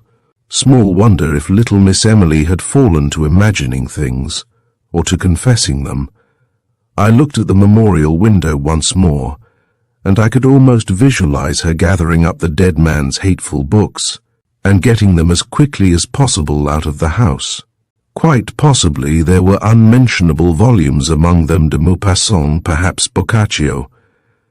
I had a distinct picture, too, of Mrs. Graves, lips primly set, assisting her with hands that fairly itched with the righteousness of her actions. I still held the roses, and as I left the church, I decided to lay them on some grave in the churchyard. I thought it quite likely that roses from the same arch had been frequently used for that purpose. Some very young grave, I said to myself, and found one soon enough, a bit of a rectangle of fresh earth, and a jar full of pansies on it. It lay in the shadow of the Benton mausoleum. That was how I found that Carlo Benton had died on the May 27th, 1911. I cannot claim that the fact at the time had any significance for me, or that I saw in it anything more than another verification of Martin Sprague's solution, but it enabled me to reconstruct the Benton household at the date that had grown so significant. The 30th would have probably been the day after the funeral. Perhaps the nurse was still there. He had had a nurse for months, according to Mrs. Graves, and there would have been the airing that follows long illness and death, the open windows, the packing up or giving away of clothing, the pauses and silences, the sense of strangeness and quiet, the lowered voices. And there would have been, too, that remorseless packing for destruction of the dead atheist's books. And sometime, during that day or the night that followed, little Miss Emily claimed to have committed her crime. I went home thoughtfully. At the gate I turned and looked back. The Benton mausoleum was warm in the sunset, and the rose sprays lay, like outstretched arms, across the tiny grave. Maggie is amazingly efficient. I'm efficient myself, I trust, but I modify it with intelligence. It is not to me a vital matter, for instance. If 3 dozen glasses of jelly sit on a kitchen table a day or two after they are prepared for retirement to the fruit cellar, I rather like to see them, marshalled in their neat rows, capped with sealing wax and paper, and armed with labels. But Maggie has neither sentiment nor imagination. Jelly to her is an institution, not an inspiration. It is subject to certain rules and rites, of which not the least is the formal interment in the fruit closet. Therefore, after much protesting that night, I agreed to visit the fruit cellar and select a spot for the temporary entombing of 36 jelly tumblers, which would have been 37 had Delia known the efficacy of a silver spoon. I can recall vividly the mental shift from the confession to that domestic excursion, my own impatience, Maggie's grim determination, and the curious denouement of that visit. Chapter 3. I had the very slightest acquaintance with the basement of the Benton house. I knew it was dry and orderly, and with that my interest in it ceased. It was not cemented, but its hard clay floor was almost as solid as macadam.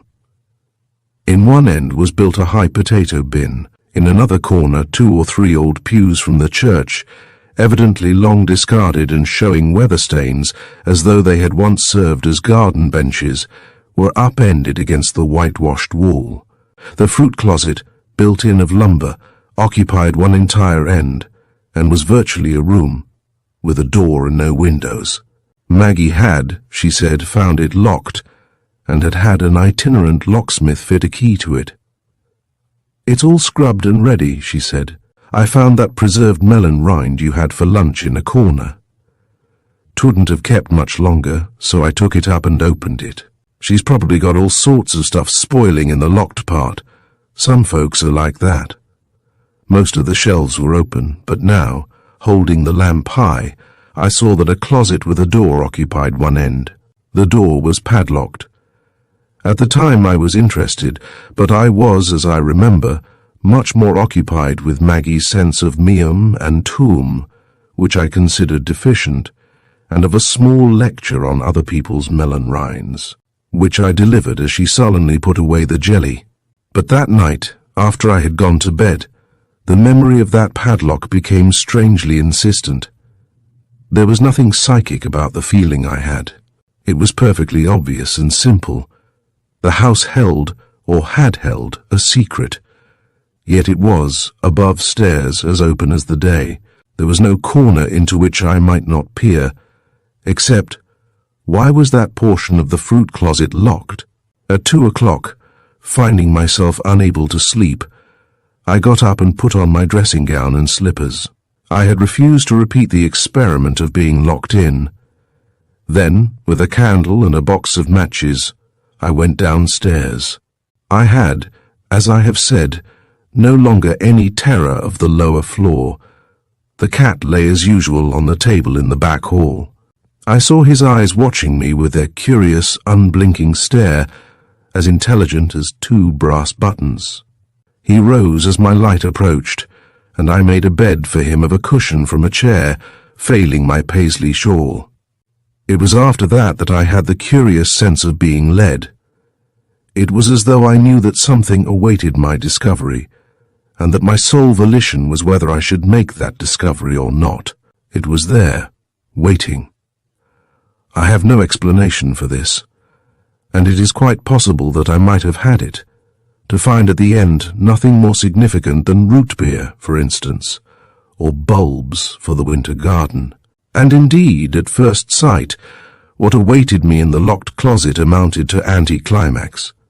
For when I had broken the rusty padlock open with a hatchet, and had opened doors with nervous fingers, nothing more startling appeared than a number of books. The shelves were piled high with them, a motley crew of all colours, but dark shades predominating. I went back to bed, sheepishly enough, and wrapped my chilled feet in an extra blanket. Maggie came to the door about the time I was dozing off, and said she had heard hammering downstairs in the cellar some time ago, but she had refused to waken me until the burglars had gone. "If it was burglars," she added. "You're that up and ready, Miss Agnes.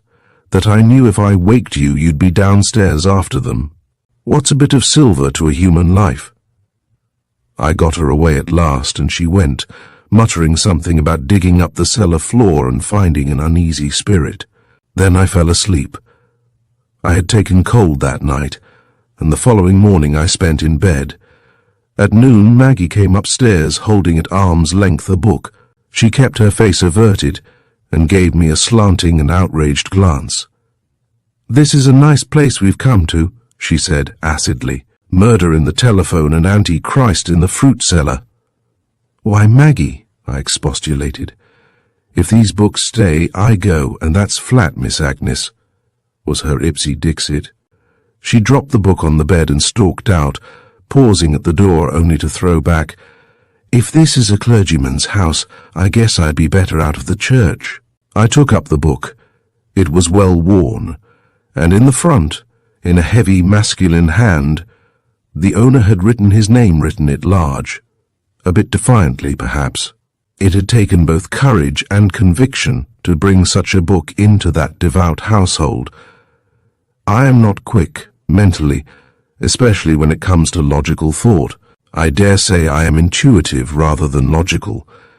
It was not by any process of reasoning at all, I fancy, that it suddenly seemed strange that there should be books locked away in the cellar. Yet it was strange, for that had been a bookish household.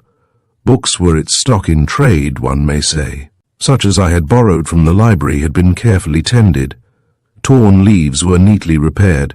The reference books were alphabetically arranged, and, looking back on my visit to the cellar, I recalled now as inconsistent the disorder of those basement shelves.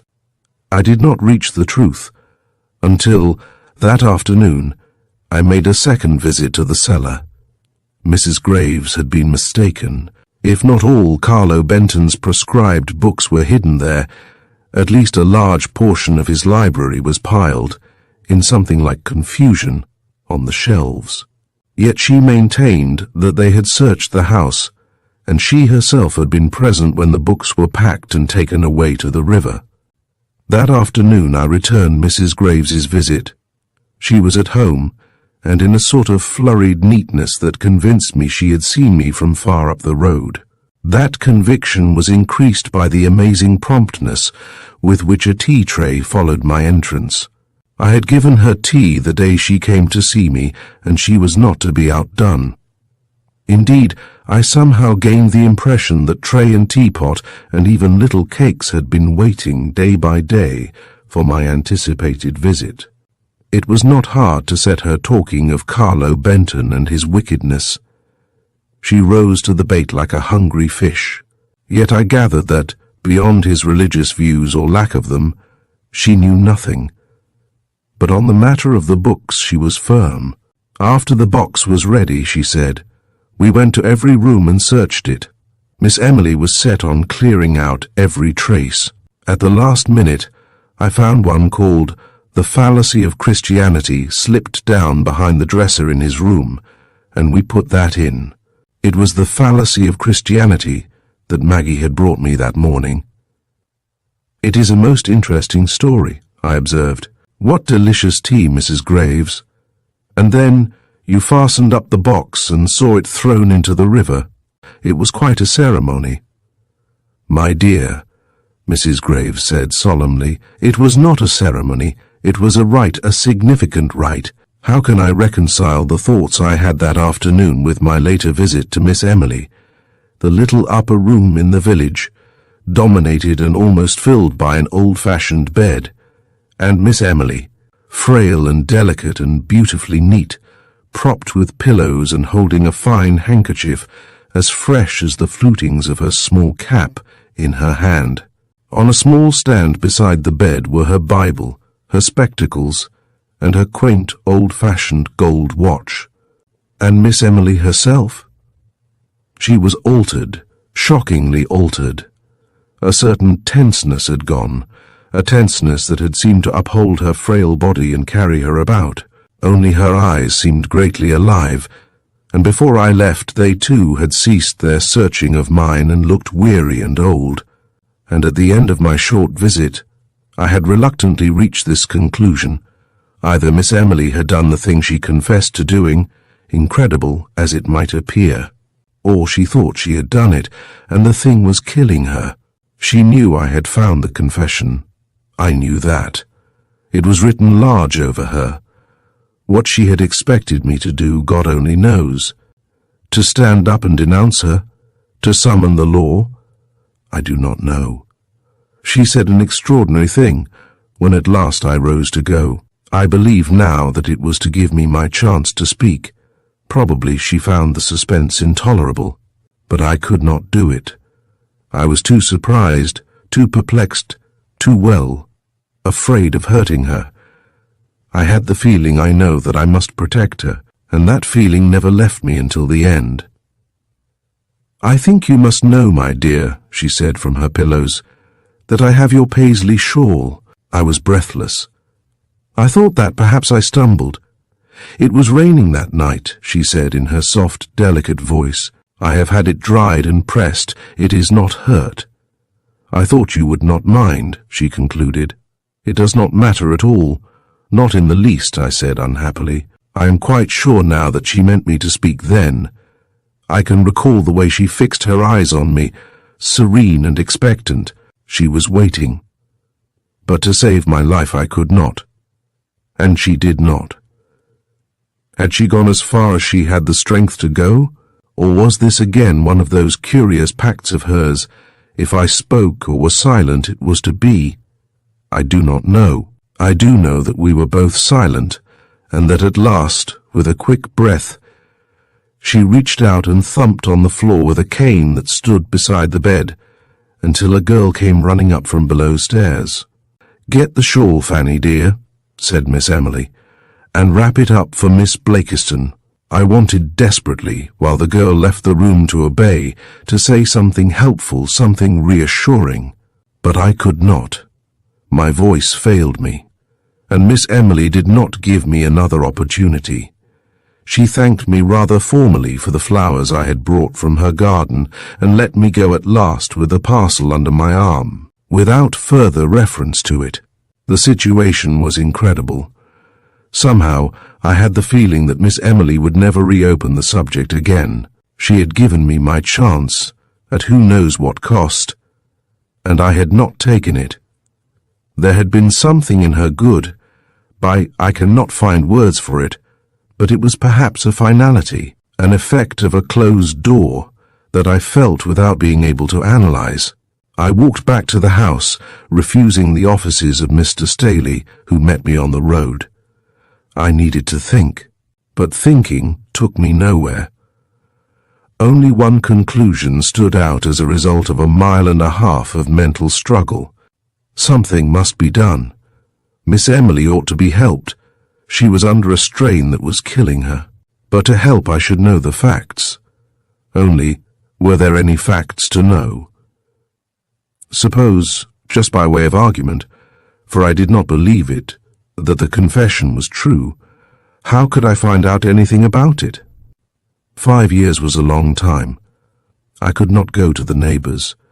They were none too friendly as it was. Besides, the secret, if there was one, was not mine, but was Miss Emily's. I reached home at last, and smuggled the shawl into the house. I had no intention of explaining its return to Maggie. Yet, small as it was in its way, it offered a problem at once, for Maggie has a penetrating eye and an inquiring nature. I finally decided to take the bull by the horns, and hang it in its accustomed place in the hall, where Maggie, finding it at 9 o'clock that evening, set up such a series of shrieks and exclamations as surpassed even her own record. I knitted that evening. It has been my custom for years to knit bedroom slippers for an old ladies' home in which I am interested. Because I can work at them with my eyes shut, through long practice, I find the work soothing.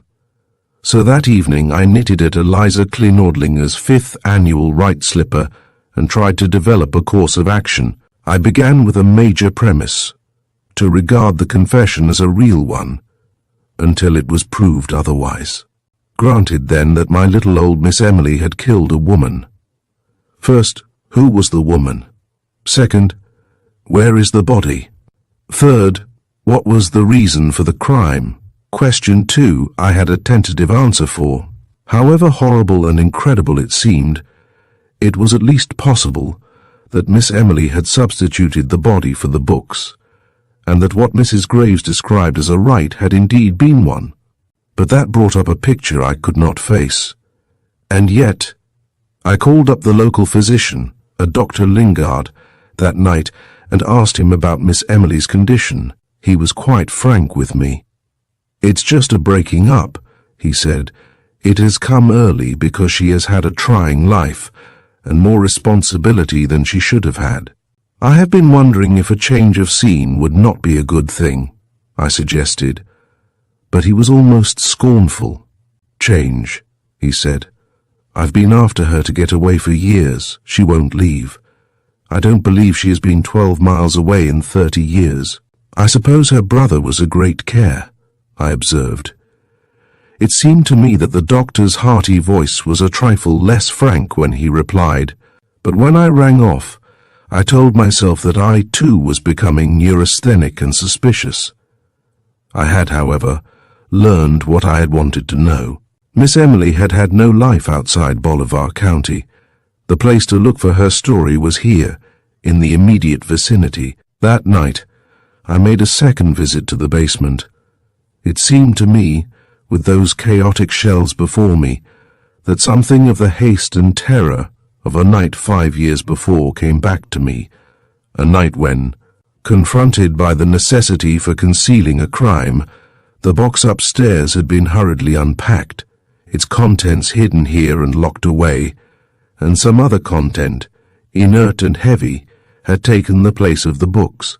Miss Emily in her high bed, her Bible and spectacles on the stand beside her, her starched pillows, her soft and hybrid voice, or another Miss Emily, panting and terror-stricken, carrying down her armfuls of forbidden books, her slight figure bent under their weight, her ears open for sounds from the silent house, or that third Miss Emily, Martin Sprague's, a strange wild creature, neither sane nor insane, building a crime out of the fabric of a nightmare.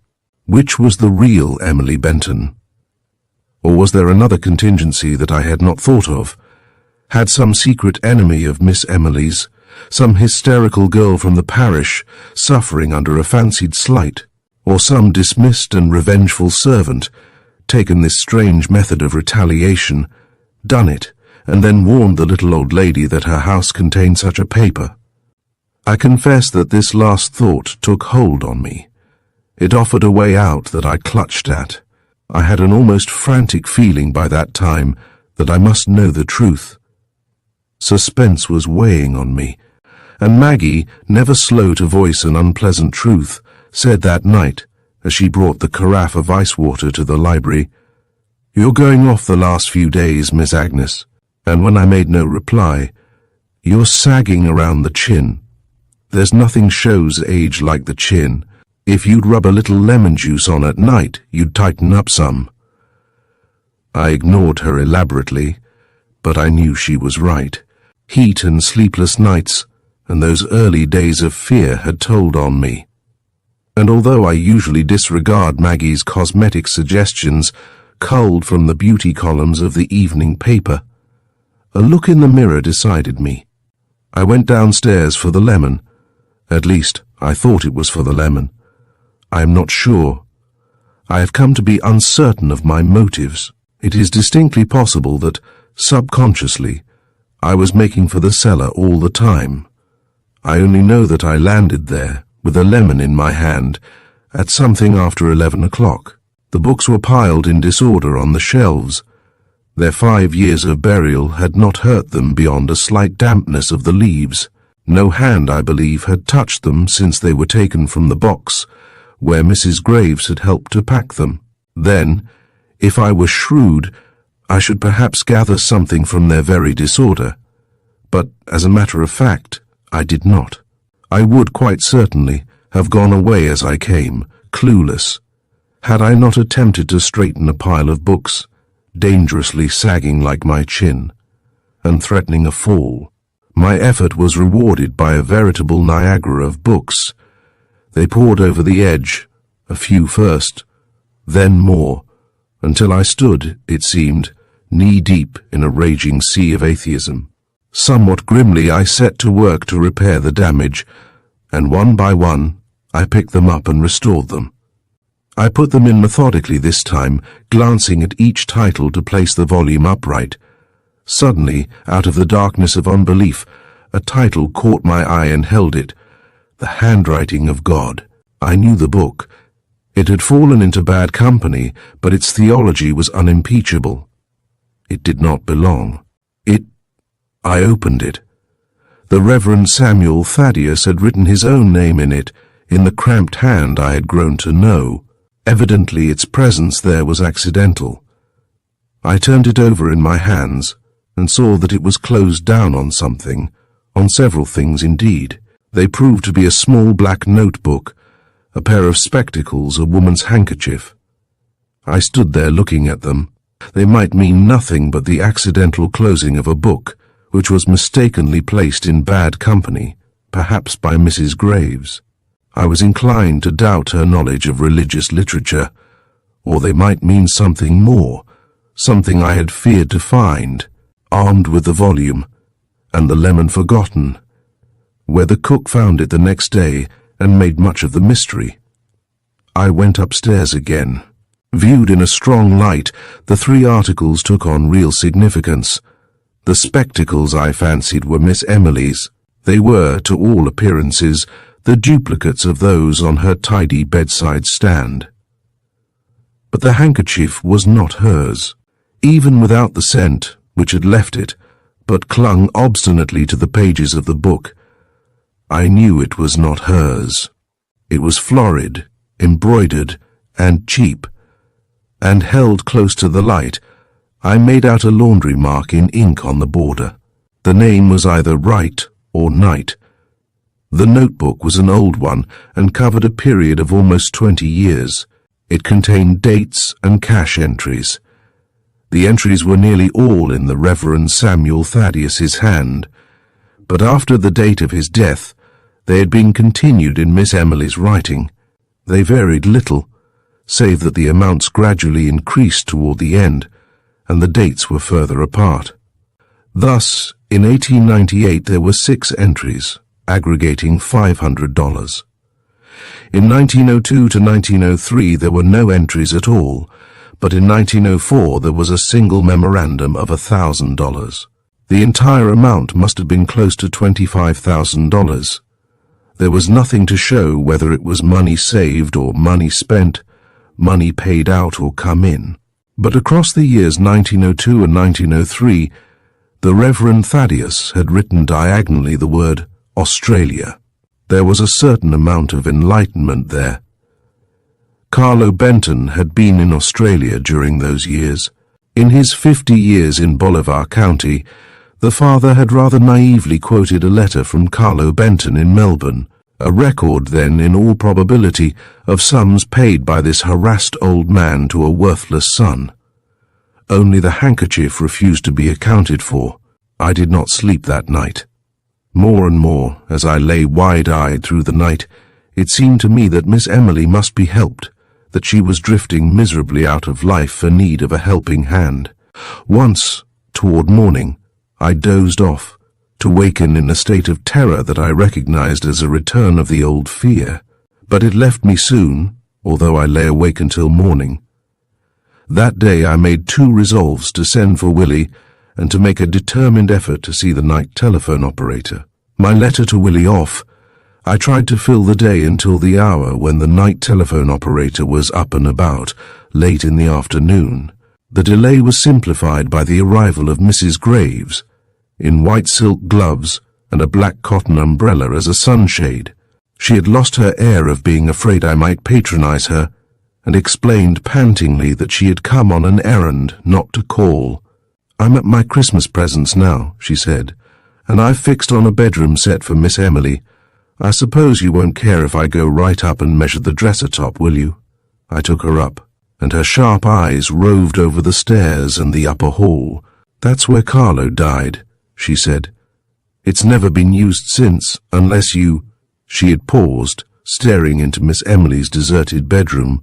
"It's a good thing I came," she said. "The eye's no use to trust to, especially for bureaus." She looked around the room. There was, at that moment, something tender about her.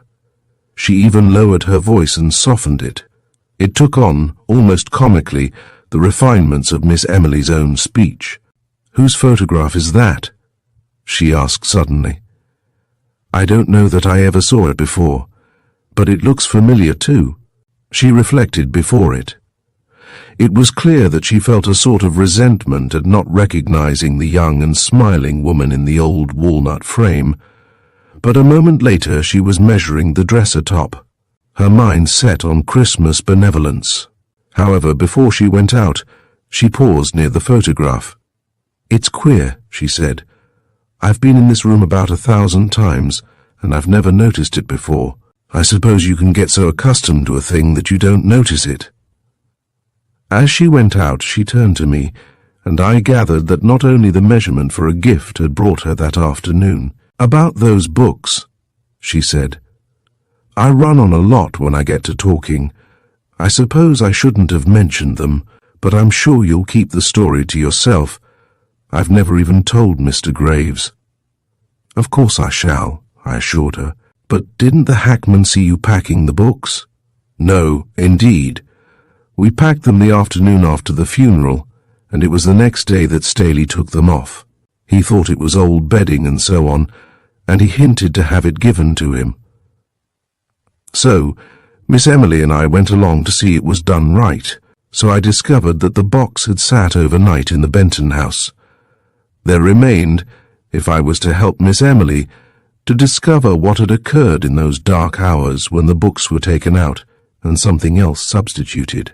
The total result of my conversation that afternoon on the front porch of the small frame house on a side street with the night telephone operator was additional mystery. I was not prepared for it. I had anticipated resentment and possibly insolence. But I had not expected to find fright, yet the girl was undeniably frightened. I had hardly told her the object of my visit before I realized that she was in a state of almost panic. "You can understand how I feel," I said. "I have no desire to report the matter, of course, but someone has been calling the house repeatedly at night, listening until I reply, and then hanging up the receiver. It is not accidental. It has happened too often. I am not supposed to give out information about calls, but just think a moment," I went on. "Suppose someone is planning to rob the house and using this method of finding out if we are there or not. I don't remember anything about the calls you are talking about." She parried, without looking at me. "As busy as I am—" "Nonsense," I put in. "You know perfectly well what I'm talking about. How do I know but that it is the intention of someone to lure me downstairs to the telephone and then murder me?" "I'm sure it is." "Not that," she said. For almost the first time she looked directly at me, and I caught a flash of something not defiance. It was indeed rather like reassurance. "You see, you know it is not that." I felt all at once that she did know who was calling me at night and why, and, moreover, that she would not tell. If, as I suspected, it was Miss Emily, this girl must be to some extent in her confidence. But suppose for a moment that I think I know who is calling me. I hesitated. She was a pretty girl, with an amiable face, and more than a suggestion of good breeding and intelligence about her. I made a quick resolve to appeal to her.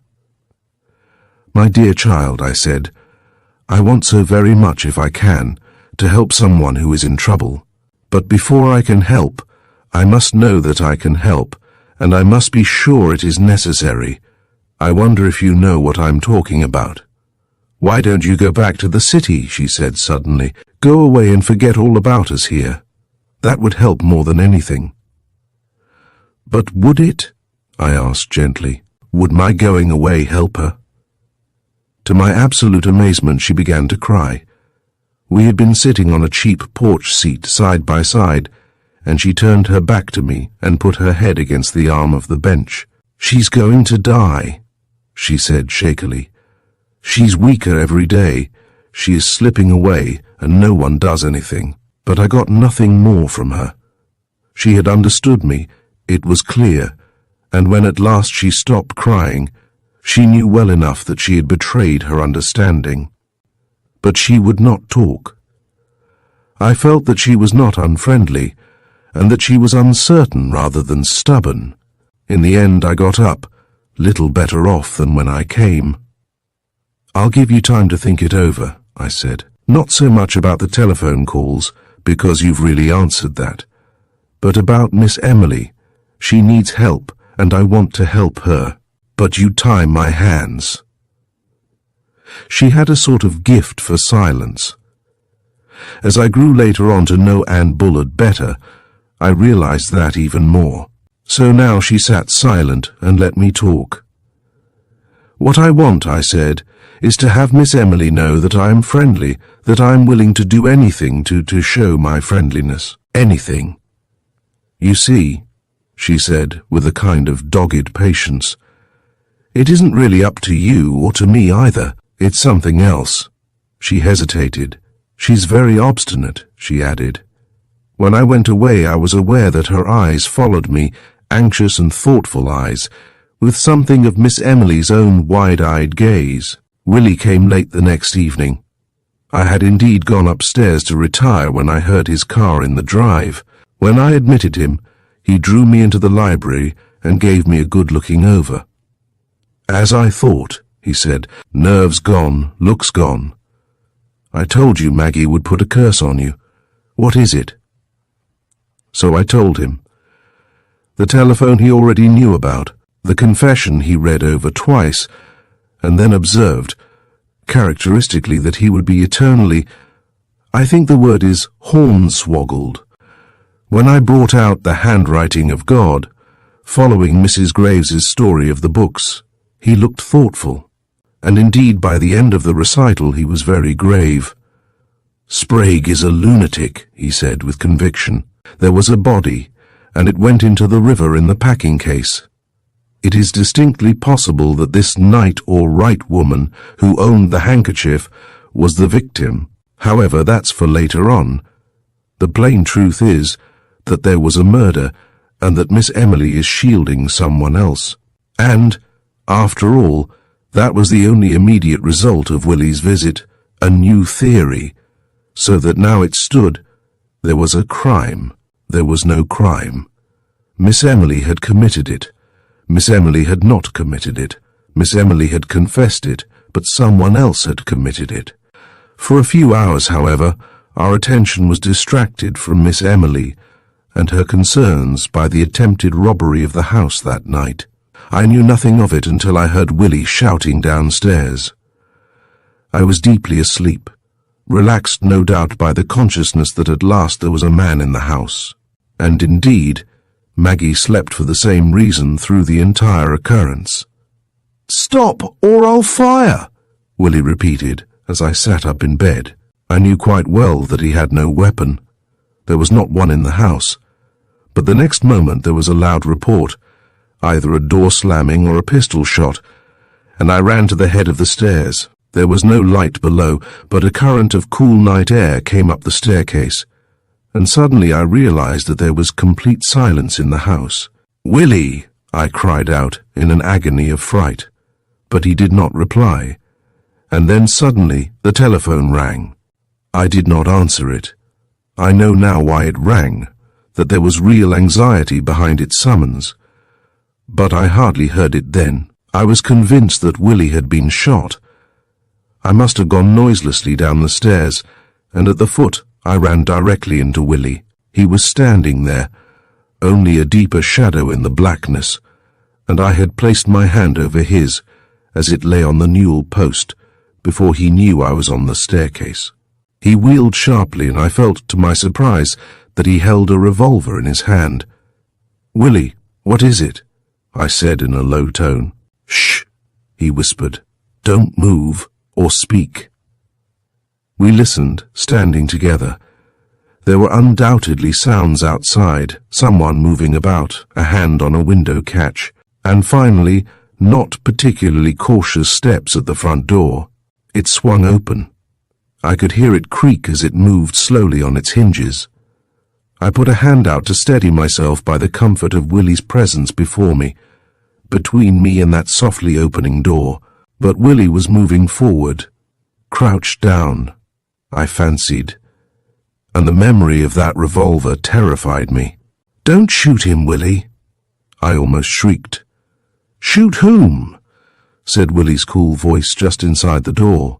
I knew then, and I went sick all over. Somewhere in the hall between us crouched the man I had taken for Willie, crouched with the revolver in his right hand. The door was still open, I knew, and I could hear Willie fumbling on the hall stand for matches.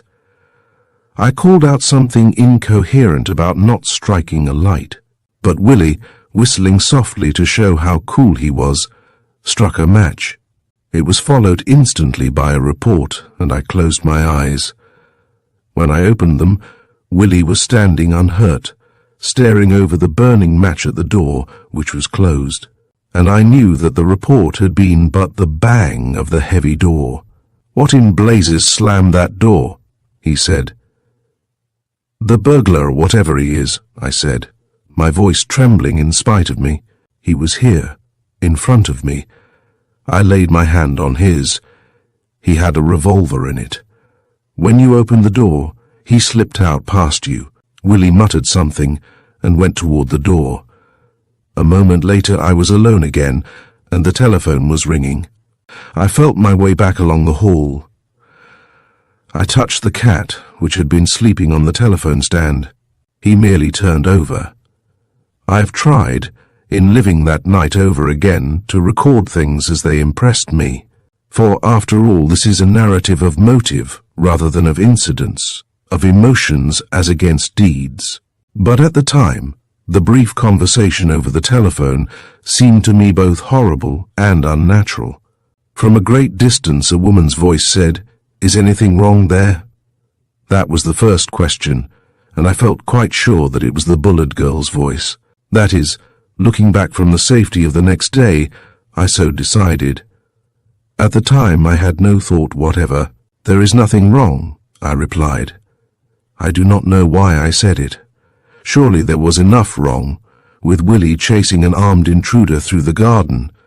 I thought the connection had been cut, for there was a buzzing on the wire. But a second or so later there came an entirely different voice, one I had never heard before, a plaintive voice, full, I thought, of tears. "Oh, please," said this voice, "go out and look in your garden or along the road, please, quickly." "You will have to explain," I said impatiently. "Of course we will go and look, but who is it? And why?" I was cut off there, definitely, and I could not get Central's attention again. Willie's voice from the veranda boomed through the lower floor. "This is I," he called. "No boiling water, please. I am coming in." He went into the library and lighted a lamp. He was smiling when I entered, a reassuring smile, but rather a sheepish one, too. "To think of letting him get by like that," he said. "The cheapest kind of a trick. He had slammed the door before to make me think he had gone out, and all the time he was inside. And why didn't you scream?" "I thought it was you," I told him. The library was in chaos. Letters were lying about, papers, books. The drawer of the large desk table in the center of the room had been drawn out and searched. The history of Bolivar County, for instance, was lying on the floor face down, in a most ignoble position. In one place books had been taken from a recess by the fireplace, revealing a small wall cupboard behind. I had never known of the hiding place, but a glance into it revealed only a bottle of red ink and the manuscript of a sermon on missions. Standing in the disorder of the room, I told Willie about the telephone message. He listened attentively, and at first skeptically, probably a ruse to get us out of the house, but coming a trifle late to be useful, was his comment. But I had read distress in the second voice and said so. At last he went to the telephone. "I'll verify it," he explained. "If someone is really anxious, I'll get the car and take a scout around."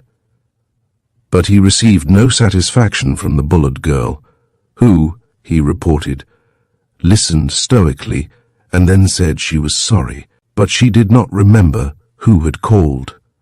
On his reminding her that she must have a record, she countered with the flat statement that there had been no call for us that night. Willie looked thoughtful when he returned to the library. "There's a queer story back of all this," he said. "I think I'll get the car and scout around." "He is armed, Willie," I protested. "He doesn't want to shoot me, or he could have done it," was his answer. "I'll just take a look around and come back to report." It was 3:30 by the time he was ready to go. He was, as he observed, rather sketchily clad, but the night was warm. I saw him off and locked the door behind him. Then I went into the library to wait and to put things to rights while I waited. The dawn is early in August, and although it was not more than 4:30 when Willie came back, it was about daylight by that time. I went to the door and watched him bring the car to a standstill.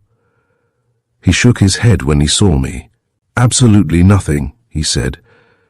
"It was a ruse to get me out of the house, of course. I've run the whole way between here and town twice, but that could not have taken an hour," I protested. "No," he said. "I met the doctor, what's his name, the local MD. Anyhow, footing it out of the village to a case, and I took him to his destination. He has a car, it seems, but it's out of order. Interesting old chap," he added, as I led the way into the house. "Didn't know me from Adam, but opened up when he found who I was." I had prepared the coffee machine and carried the tray to the library. While I lighted the lamp, he stood, whistling softly and thoughtfully. At last he said, "Look here, Aunt Agnes, I think I'm a good bit of a fool, but sometime this morning I wish you would call up Thomas Jenkins on the Elmberg Road and find out if anyone is sick there." But when I stared at him, he only laughed sheepishly. "You can see how your suspicious disposition has undermined and ruined my once trusting nature," he scoffed. He took his coffee, and then, stripping off his ulster, departed for bed. I stopped to put away the coffee machine, and with Maggie in mind to hang up his motorcoat. It was then that the flashlight fell out. I picked it up. It was shaped like a revolver. I stopped in Willie's room on my way to my own and held it out to him. "Where did you get that?" I asked. "Good heavens," he said, raising himself on his elbow. "It belongs to the doctor. He gave it to me to examine the fan belt.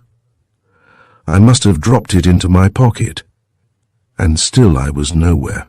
Suppose I had touched this flashlight at the foot of the stairs and mistaken it for a revolver. Suppose that the doctor, making his way toward the village and finding himself pursued, had faced about and pretended to be leaving it.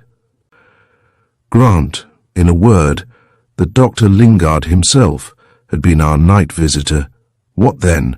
Why had he done it? What of the telephone call, urging me to search the road? Did someone realize what was happening and take this method of warning us and sending us after the fugitive? I knew the Thomas Jenkins farm on the Elmsburg Road. I had indeed bought vegetables and eggs from Mr. Jenkins himself. That morning, as early as I dared, I called the Jenkins farm. Mr. Jenkins himself would bring me 3 dozen eggs that day. They were a little torn up out there, as Mrs. Jenkins had borne a small daughter at 7 a.m. When I told Willie, he was evidently relieved. "I'm glad of it," he said heartily. "The doctor's a fine old chap, and I'd hate to think he was mixed up in any shady business. He was insistent, that day, that I give up the house. He said it was not safe, and I was inclined to agree with him. But although I did not tell him of it, I had even more strongly than ever the impression that something must be done to help Miss Emily, and that I was the one who must do it. Yet, in the broad light of day, with the sunshine pouring into the rooms, I was compelled to confess that Willie's theory was more than upheld by the facts. First of all was the character of Miss Emily as I read it, sternly conscientious, proud, and yet gentle. Second, there was the connection of the Bullard girl with the case.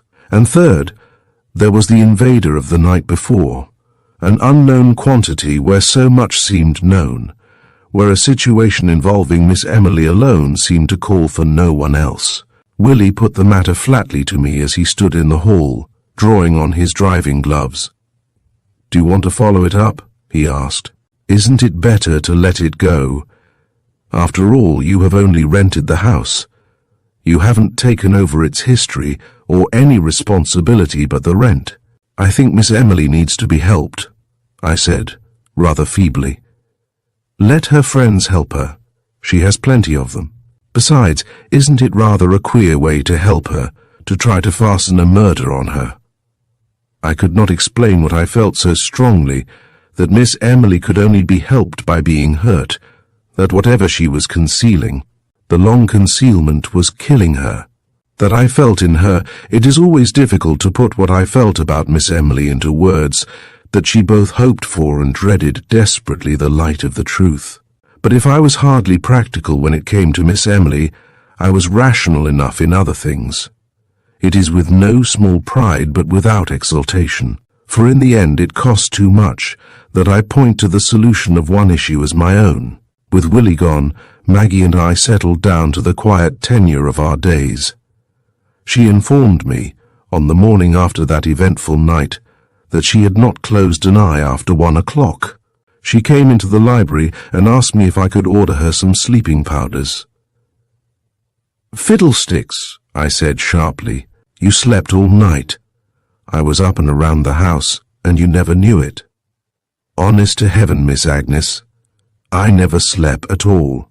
I heard a horse galloping, like it was running off, and it waked me for good, and after a time I felt that, however mistaken Maggie had been about her night's sleep, she was possibly correct about the horse.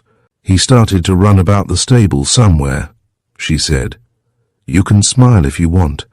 That's the heaven's truth. And he came down the drive on the jump, and out onto the road."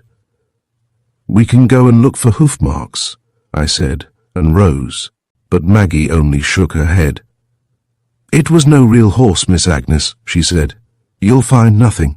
Anyhow, I've been and looked. There's not a mark." But Maggie was wrong. I found hoof prints in plenty in the turf beside the drive, and a track of them through the lettuce bed in the garden. More than that, behind the stable I found where a horse had been tied and had broken away. A piece of worn strap still hung there. It was sufficiently clear, then, that whoever had broken into the house had come on horseback and left afoot. But many people in the neighborhood used horses. The clue, if clue it can be called, got me nowhere. Chapter 4.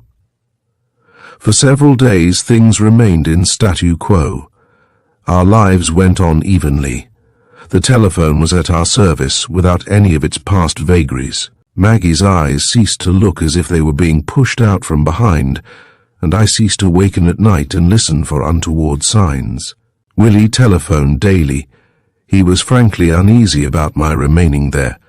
"You know something that somebody resents your knowing," he said, a day or two after the night visitor. "It may become very uncomfortable for you." And, after a day or two, I began to feel that it was being made uncomfortable for me. I am a social being. I like people. In the city my neighborly instincts have died of a sort of brick-wall apathy, but in the country it comes to life again. The instinct of gregariousness is as old as the first hamlets, I dare say, when prehistoric man ceased to live in trees, and banded together for protection from the wild beasts that walked the earth. The village became unfriendly. It was almost a matter of a night. One day the postmistress leaned on the shelf at her window and chatted with me. The next, she passed out my letters with hardly a glance. Mrs. Graves did not see me at early communion on Sunday morning. The hackman was busy when I called him. It was intangible, a matter of omission, not commission. The doctor's wife, who had asked me to tea, called up and regretted that she must go to the city that day. I sat down then and took stock of things. Did the village believe that Miss Emily must be saved from me? Did the village know the story I was trying to learn, and was it determined I should never find out the truth? And, if this was so, was the village right, or was I? They would save Miss Emily by concealment, while I felt that concealment had failed, and that only the truth would do. Did the village know, or only suspect? Or was it not the village at all, but one or two people who were determined to drive me away? My theories were rudely disturbed shortly after that by a visit from Martin Sprague. I fancied that Willie had sent him, but he evaded my question. "I'd like another look at that slip of paper," he said. "Where do you keep it, by the way?" "In a safe place," I replied non-committally, and he laughed. The truth was that I had taken out the removable inner sole of a slipper and had placed it underneath, an excellent hiding place, but one I did not care to confide to him. When I had brought it downstairs, he read it over again carefully, and then sat back with it in his hand. "Now tell me about everything," he said. I did, while he listened attentively. Afterward we walked back to the barn, and I showed him the piece of broken halter still tied there.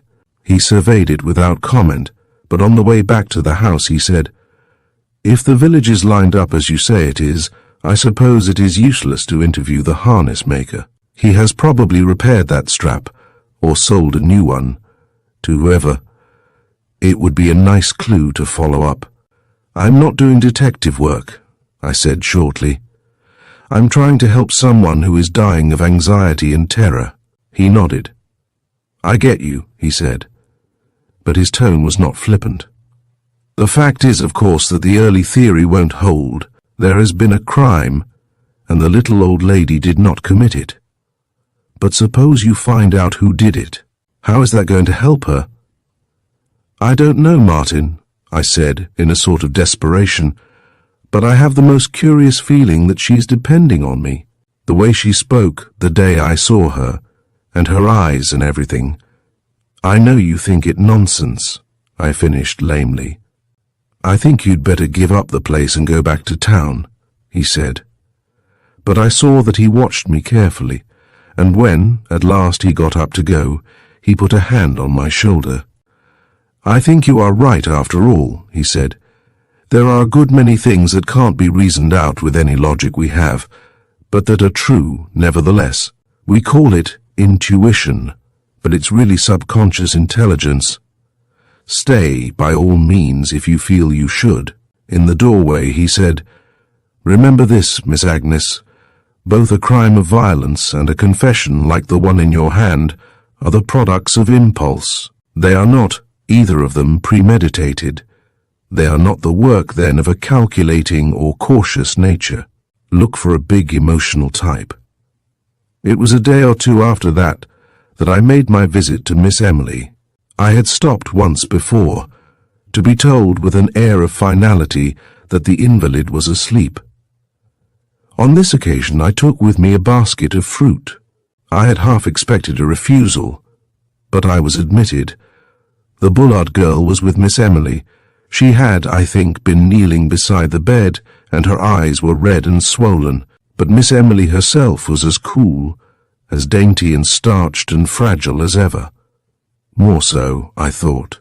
She was thinner, and although it was a warm August day, a white silk shawl was wrapped around her shoulders and fastened with an amethyst brooch. In my clasp her thin hand felt hot and dry. "I have been waiting for you," she said simply. She looked at Anne Bullard, and the message in her eyes was plain enough, but the girl ignored it. She stood across the bed from me and eyed me steadily. "My dear," said Miss Emily, in her high-bred voice, "if you have anything to do, Miss Blakiston will sit with me for a little while." "I have nothing to do," said the girl doggedly. Perhaps this is not the word. She had more the look of endurance and supreme patience. There was no sharpness about her, although there was vigilance. Miss Emily sighed, and I saw her eyes seek the Bible beside her, but she only said gently, "Then sit down, dear. You can work at my knitting if you like. My hands get very tired. She asked me questions about the house and the garden. The raspberries were usually quite good, and she was rather celebrated for her lettuces. If I had more than I needed, would I mind if Mr. Staley took a few in to the doctor, who was fond of them? The mention of Dr. Lingard took me back to the night of the burglary. I wondered if to tell Miss Emily would unduly agitate her. I think I would not have told her, but I caught the girl's eye, across the bed, raised from her knitting, and fixed on me with a peculiar intensity. Suddenly it seemed to me that Miss Emily was surrounded by a conspiracy of silence, and it roused my antagonism. "There are plenty of lettuces," I said, "although a few were trampled by a runaway horse the other night. It is rather a curious story." So I told her of our night visitor. I told it humorously, lightly, touching on my own horror at finding I had been standing with my hand on the burglar's shoulder. But I was sorry for my impulse immediately, for I saw Miss Emily's body grow rigid and her hands twist together. She did not look at me. She stared fixedly at the girl. Their eyes met. It was as if Miss Emily asked a question which the girl refused to answer. It was as certain as though it had been a matter of words instead of glances. It was over in a moment. Miss Bullard went back to her knitting, but Miss Emily lay still. "I think I should not have told you," I apologized. "I thought it might interest you. Of course nothing whatever was taken, and no damage done, except to the lettuces." "Anne," said Miss Emily, "will you bring me some fresh water?" The girl rose reluctantly, but she did not go farther than the top of the staircase just beyond the door. We heard her calling to someone below in her clear young voice to bring the water, and the next moment she was back in the room. But Miss Emily had had the opportunity for one sentence. "I know now," she said quietly, "that you have found it." Anne Bullard was watching from the doorway, and it seemed to me, having got so far, I could not retreat. I must go on. "Miss Bullard," I said, "I would like to have just a short conversation with Miss Emily. It is about a private matter. I am sure you will not mind if I ask you." "I shall not go out." "Anne," said Miss Emily sharply. The girl was dogged enough by that time. Both dogged and frightened, I felt. But she stood her ground. "She is not to be worried about anything," she insisted. "And she's not supposed to have visitors. That's the doctor's orders." I felt outraged and indignant, but against the stone wall of the girl's presence and her distrust I was helpless. I got up with as much dignity as I could muster. I should have been told that downstairs. "The woman's a fool," said Anne Bullard, with a sort of suppressed fierceness. She stood aside as, having said goodbye to Miss Emily, I went out, and I felt that she hardly breathed until I had got safely to the street. Looking back, I feel that Emily Benton died at the hands of her friends. For she died indeed, died in the act of trying to tell me what they had determined she should never tell. Died of kindness and misunderstanding. Died repressed, as she had lived repressed. Yet, I think, died calmly and bravely. I had made no further attempt to see her, and Maggie and I had taken up again the quiet course of our lives. The telephone did not ring of nights. The cat came and went, spending as I had learned, its days with Miss Emily and its nights with us. I have wondered since how many nights Miss Emily had spent in the low chair in that back hall, where the confession lay hidden, that the cat should feel it could sleep nowhere else. The days went by, warm days and cooler ones, but rarely rainy ones. The dust from the road settled thick over flowers and shrubbery, the lettuces wilted, and those that stood up in the sun were strong and bitter. By the end of August we were gasping in a hot dryness that cracked the skin and made any but cold food impossible. Miss Emily lay through it all in her hot upper room in the village, and my attempt, through Dr. Lingard, to coax her back to the house by offering to leave it brought only a negative. "It would be better for her, you understand," the doctor said over the telephone, "but she is very determined, and she insists on remaining where she is, and I believe this was the truth. They would surely have been glad to get rid of me, these friends of Miss Emily's. I have wondered since what they thought of me, Anne Bullard and the doctor, to have feared me as they did. I look in the mirror, and I see a middle-aged woman with a determined nose, slightly inquisitive, and what I trust is a humorous mouth, for it has no other virtues. But they feared me. Perhaps long looking for a danger affects the mental vision.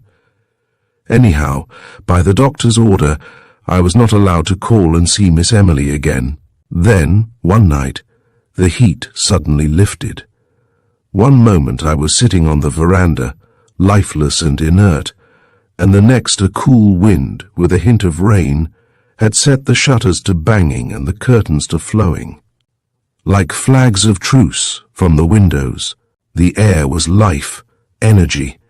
I felt revivified, and something of the same sort must have happened to Miss Emily. She must have sat up among her pillows, her face fanned with the electric breeze, and made her determination to see me.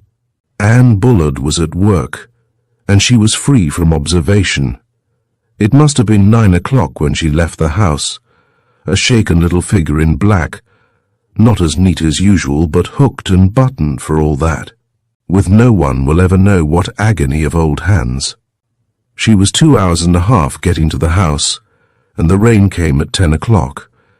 By 11:30, when the doorbell rang, she was a sodden mass of wet garments, and her teeth were chattering when I led her into the library. She could not talk. The thing she had come to say was totally beyond her. I put her to bed in her own room, and 2 days later she died. I had made no protest when Anne Bullard presented herself at the door the morning after Miss Emily arrived, and walking into the house, took sleepless charge of the sick room, and I made no reference save once to the reason for the tragedy. That was the night Miss Emily died. Anne Bullard had called to me that she feared there was a change, and I went into the sick room. There was a change, and I could only shake my head. She burst out at me then. "If only you had never taken this house," she said. "You people with money, you think there is nothing you can not have. You came, and now look." "Anne," I said with a bitterness I could not conceal, "Miss Emily is not young, and I think she is ready to go, but she has been killed by her friends. I wanted to help, but they would not allow me to." Toward morning there was nothing more to be done, and we sat together, listening to the stertorous breathing from the bed. Maggie, who had been up all night, had given me notice at 3 in the morning, and was upstairs packing her trunk. I went into my room and brought back Miss Emily's confession. "Isn't it time," I said, "to tell me about this? I ought to know, I think, before she goes. If it is not true, you owe it to her, I think." She shook her head. I looked at the confession, and from it to Miss Emily's pinched old face. "To whom it may concern, on the 30th day of May, 1911, I killed a woman here in this house. I hope you will not find this until I am dead. Signed, Emily Benton." Anne was watching me. I went to the mantel and got a match, and then, standing near the bed, I lighted it and touched it to the paper. It burned slowly, a thin blue semicircle of fire that ate its way slowly across until there was but the corner I held. I dropped it into the fireplace and watched it turn to black ash. I may have fancied it. I am always fancying things about Miss Emily, but I will always think that she knew. She drew a longer, quieter breath, and her eyes, fixed and staring, closed. I think she died in the first sleep she had had in 24 hours. I had expected Anne Bullard to show emotion, for no one could doubt her attachment to Miss Emily. But she only stood stoically by the bed for a moment, and then, turning swiftly, went to the wall opposite and took down from the wall the walnut-framed photograph Mrs. Graves had commented on. Anne Bullard stood with the picture in her hand looking at it, and suddenly she broke into sobs. It was Stormy weeping, and I got the impression that she wept not for Miss Emily, but for many other things, as though the piled-up grief of years had broken out at last. She took the photograph away, and I never saw it again. Miss Emily was buried from her home. I obliterated myself, and her friends, who were, I felt, her murderers, came in and took charge. They paid me the tribute of much politeness, but no cordiality, and I think they felt toward me as I felt toward them. They blamed me with the whole affair. She left her property all to Anne Bullard, to the astonished rage of the congregation, which had expected the return of its dimes and quarters, no doubt, in the shape of a new altar, or perhaps an organ. Not a cent to keep up the mausoleum or anything, Mrs. Graves confided to me. And nothing to the church, all to that telephone girl who comes from no one knows where. It's enough to make her father turn over in his grave. It has set people talking, I can tell you. Maggie's mental state during the days preceding the funeral was curious. She coupled the most meticulous care as to the preparations for the ceremony, and a sort of loving gentleness when she decked Miss Emily's small old frame for its last rites, with suspicion and hatred of Miss Emily living, and this suspicion she held also against Anne Bullard. Yet she did not want to leave the house. I do not know just what she expected to find. We were cleaning up preparatory to going back to the city, and I felt that at least a part of Maggie's enthusiasm for corners was due to a hope of locating more concealed papers. She was rather less than polite to the Bullard girl, who was staying on at my invitation because the village was now flagrantly unfriendly and suspicious of her. And for some strange reason, the fact that Miss Emily's cat followed Anne everywhere convinced Maggie that her suspicions were justified. "It's like this, Miss Agnes," she said one morning, leaning on the handle of a floor brush. "She had some power over the old lady, and that's how she got the property. And I am saying nothing, but she's no Christian, that girl. To see her and that cat going out night after night, both snooping along on their tiptoes, it ain't normal.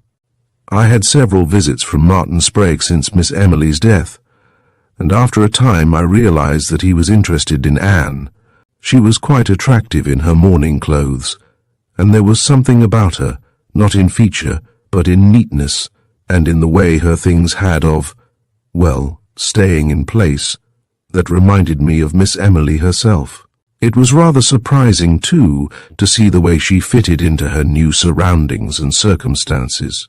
But I did not approve of Martin's attraction to her. She had volunteered no information about herself. She apparently had no people.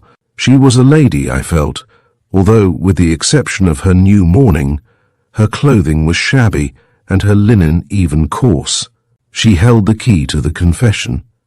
I knew that, and I had no more hope of getting it from her than I had from the cat.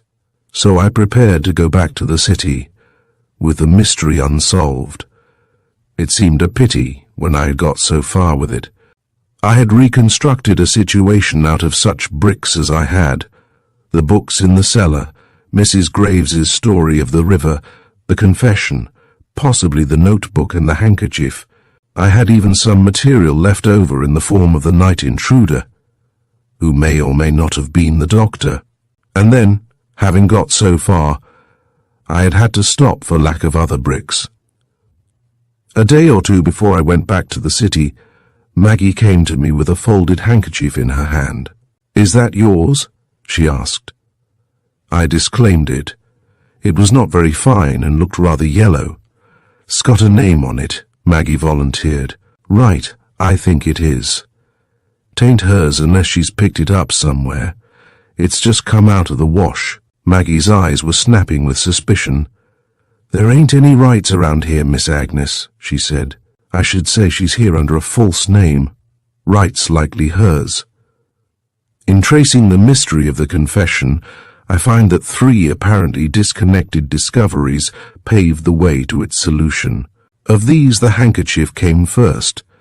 I was inclined to think that in some manner The handkerchief I had found in the book in the cellar had got into the wash, but it was where I had placed it for safety, in the wall closet in the library. I brought it out and compared the two. They were unlike, save in the one regard. The name Wright was clear enough on the one Maggie had found.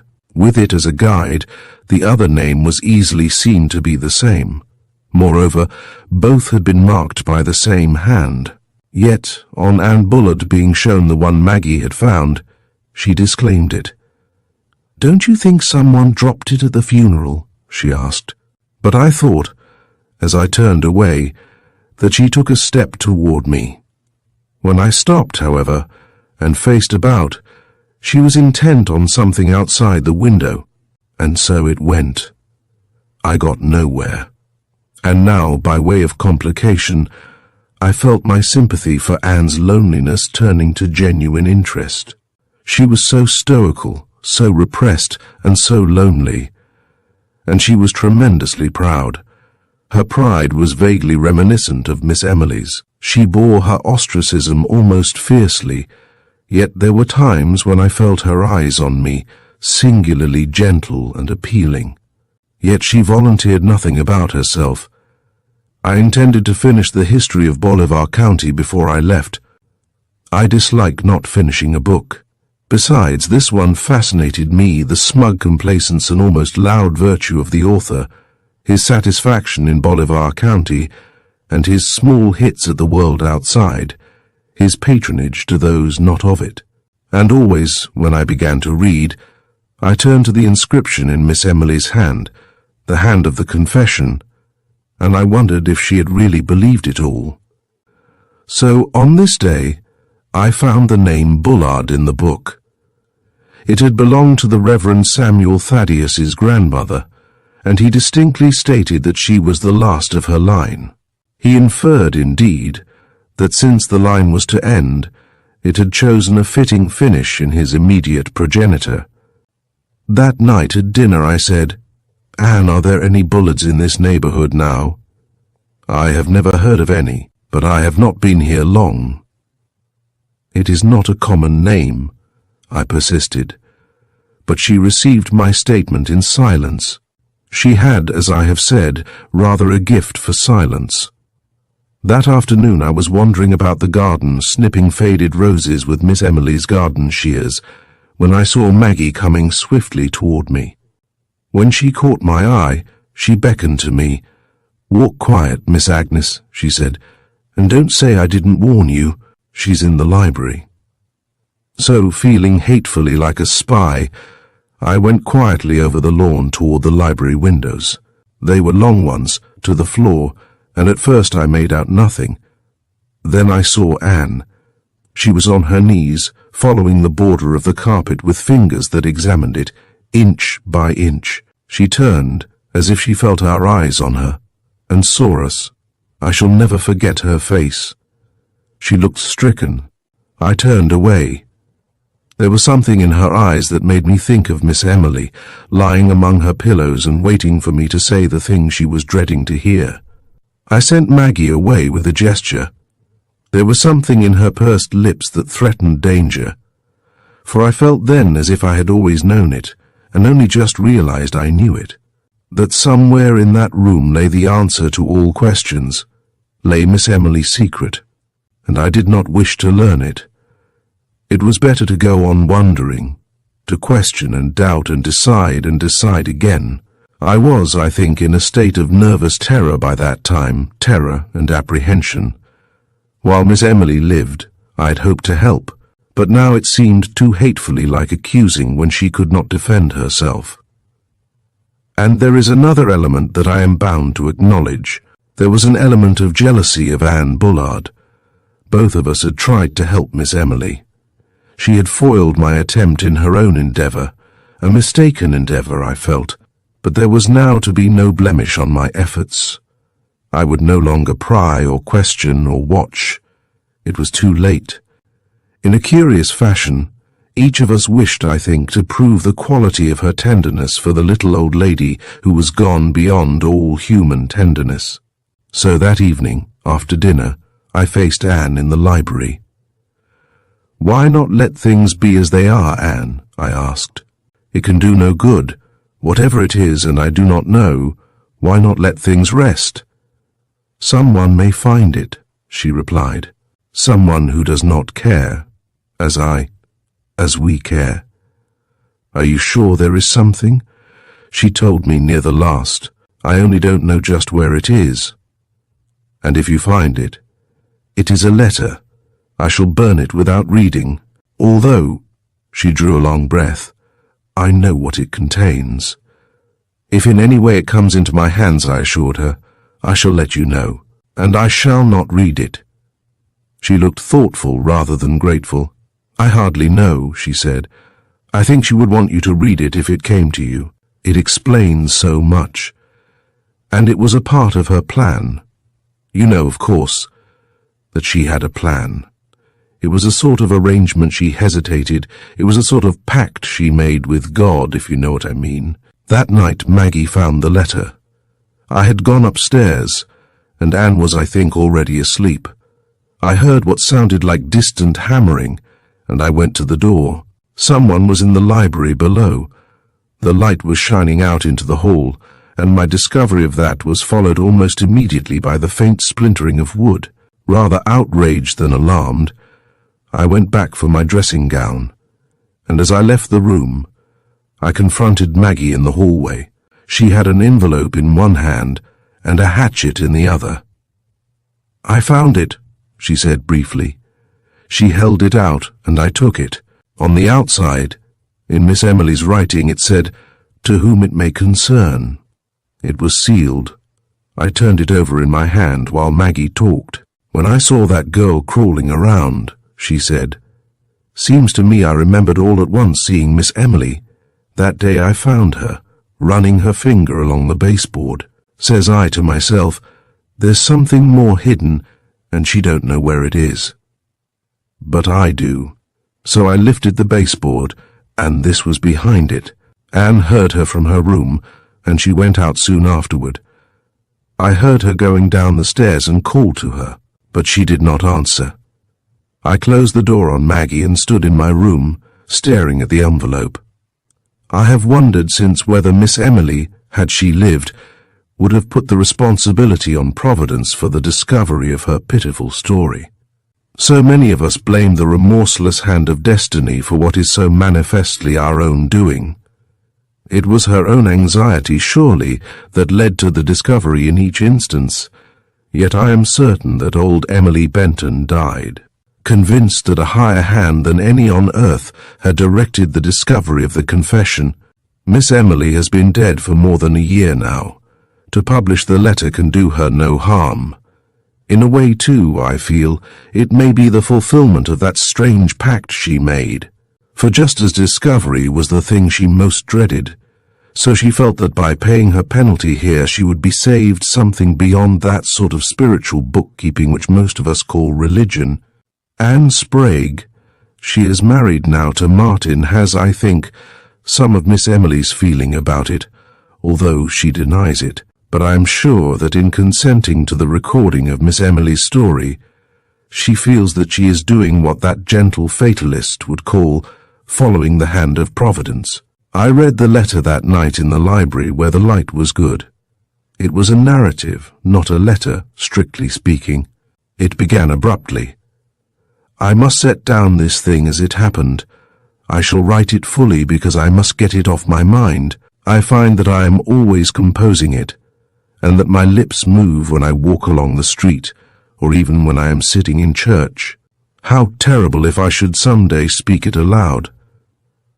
My great-grandmother was a Catholic. She was a Bullard.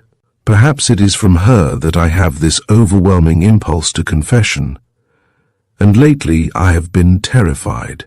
I must tell it, or I shall shriek it out some day in the church during the litany. From battle and murder, and from sudden death, good Lord, deliver us. There was a space here. When the writing began again, time had elapsed. The ink was different, the writing more controlled. What a terrible thing hate is. It is a poison. It penetrates the mind and the body, and changes everything. I, who once thought I could hate no one, now find that hate is my daily life, my getting up and lying down, my sleep, my waking. From hatred, envy, and malice, and all uncharitableness, good Lord, deliver us.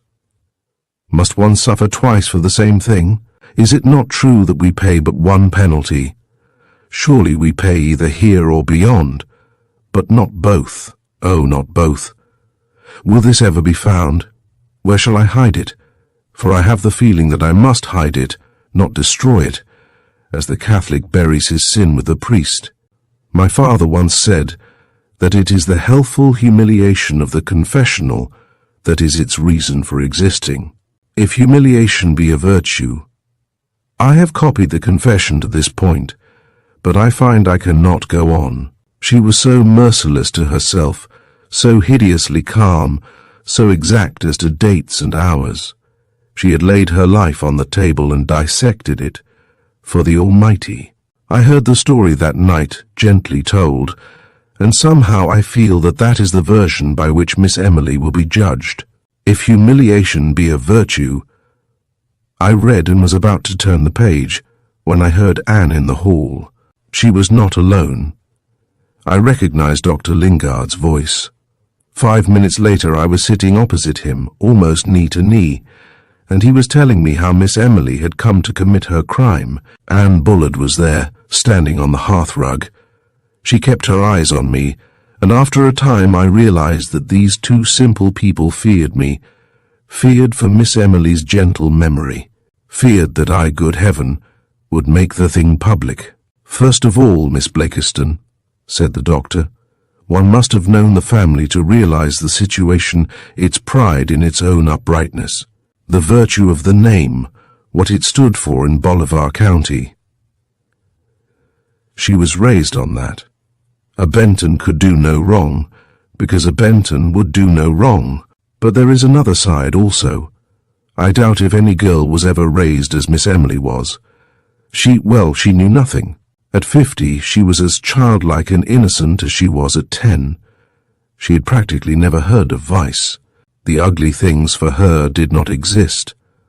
And all the time there was a deep and strong nature underneath. She should have married and had children, but there was no one here for her to marry. He smiled faintly. I asked for her myself, and was forbidden the house for years as a result. You have heard of the brother? But of course you have. I know you have found the books. Such an existence as the family life here was bound to have its reactions. Carlo was a reaction. 25 years ago he ran away with a girl from the village. He did not marry her. I believe he was willing at one time, but his father opposed it violently. It would have been to recognize a thing he refused to recognize. He turned suddenly to Anne. Don't you think this is going to be painful? He asked. Why? I know it all. Very well. This girl, the one Carlo ran away with, determined to make the family pay for that refusal. She made them actually pay year by year. Emily knew about it. She had to pinch to make the payments. The father sat in a sort of detached position in the center of Bolivar County and let her bear the brunt of it. I shall never forget the day she learned there was a child. It sickened her. She had not known about those things, and I imagine, if we could know, that that was the beginning of things.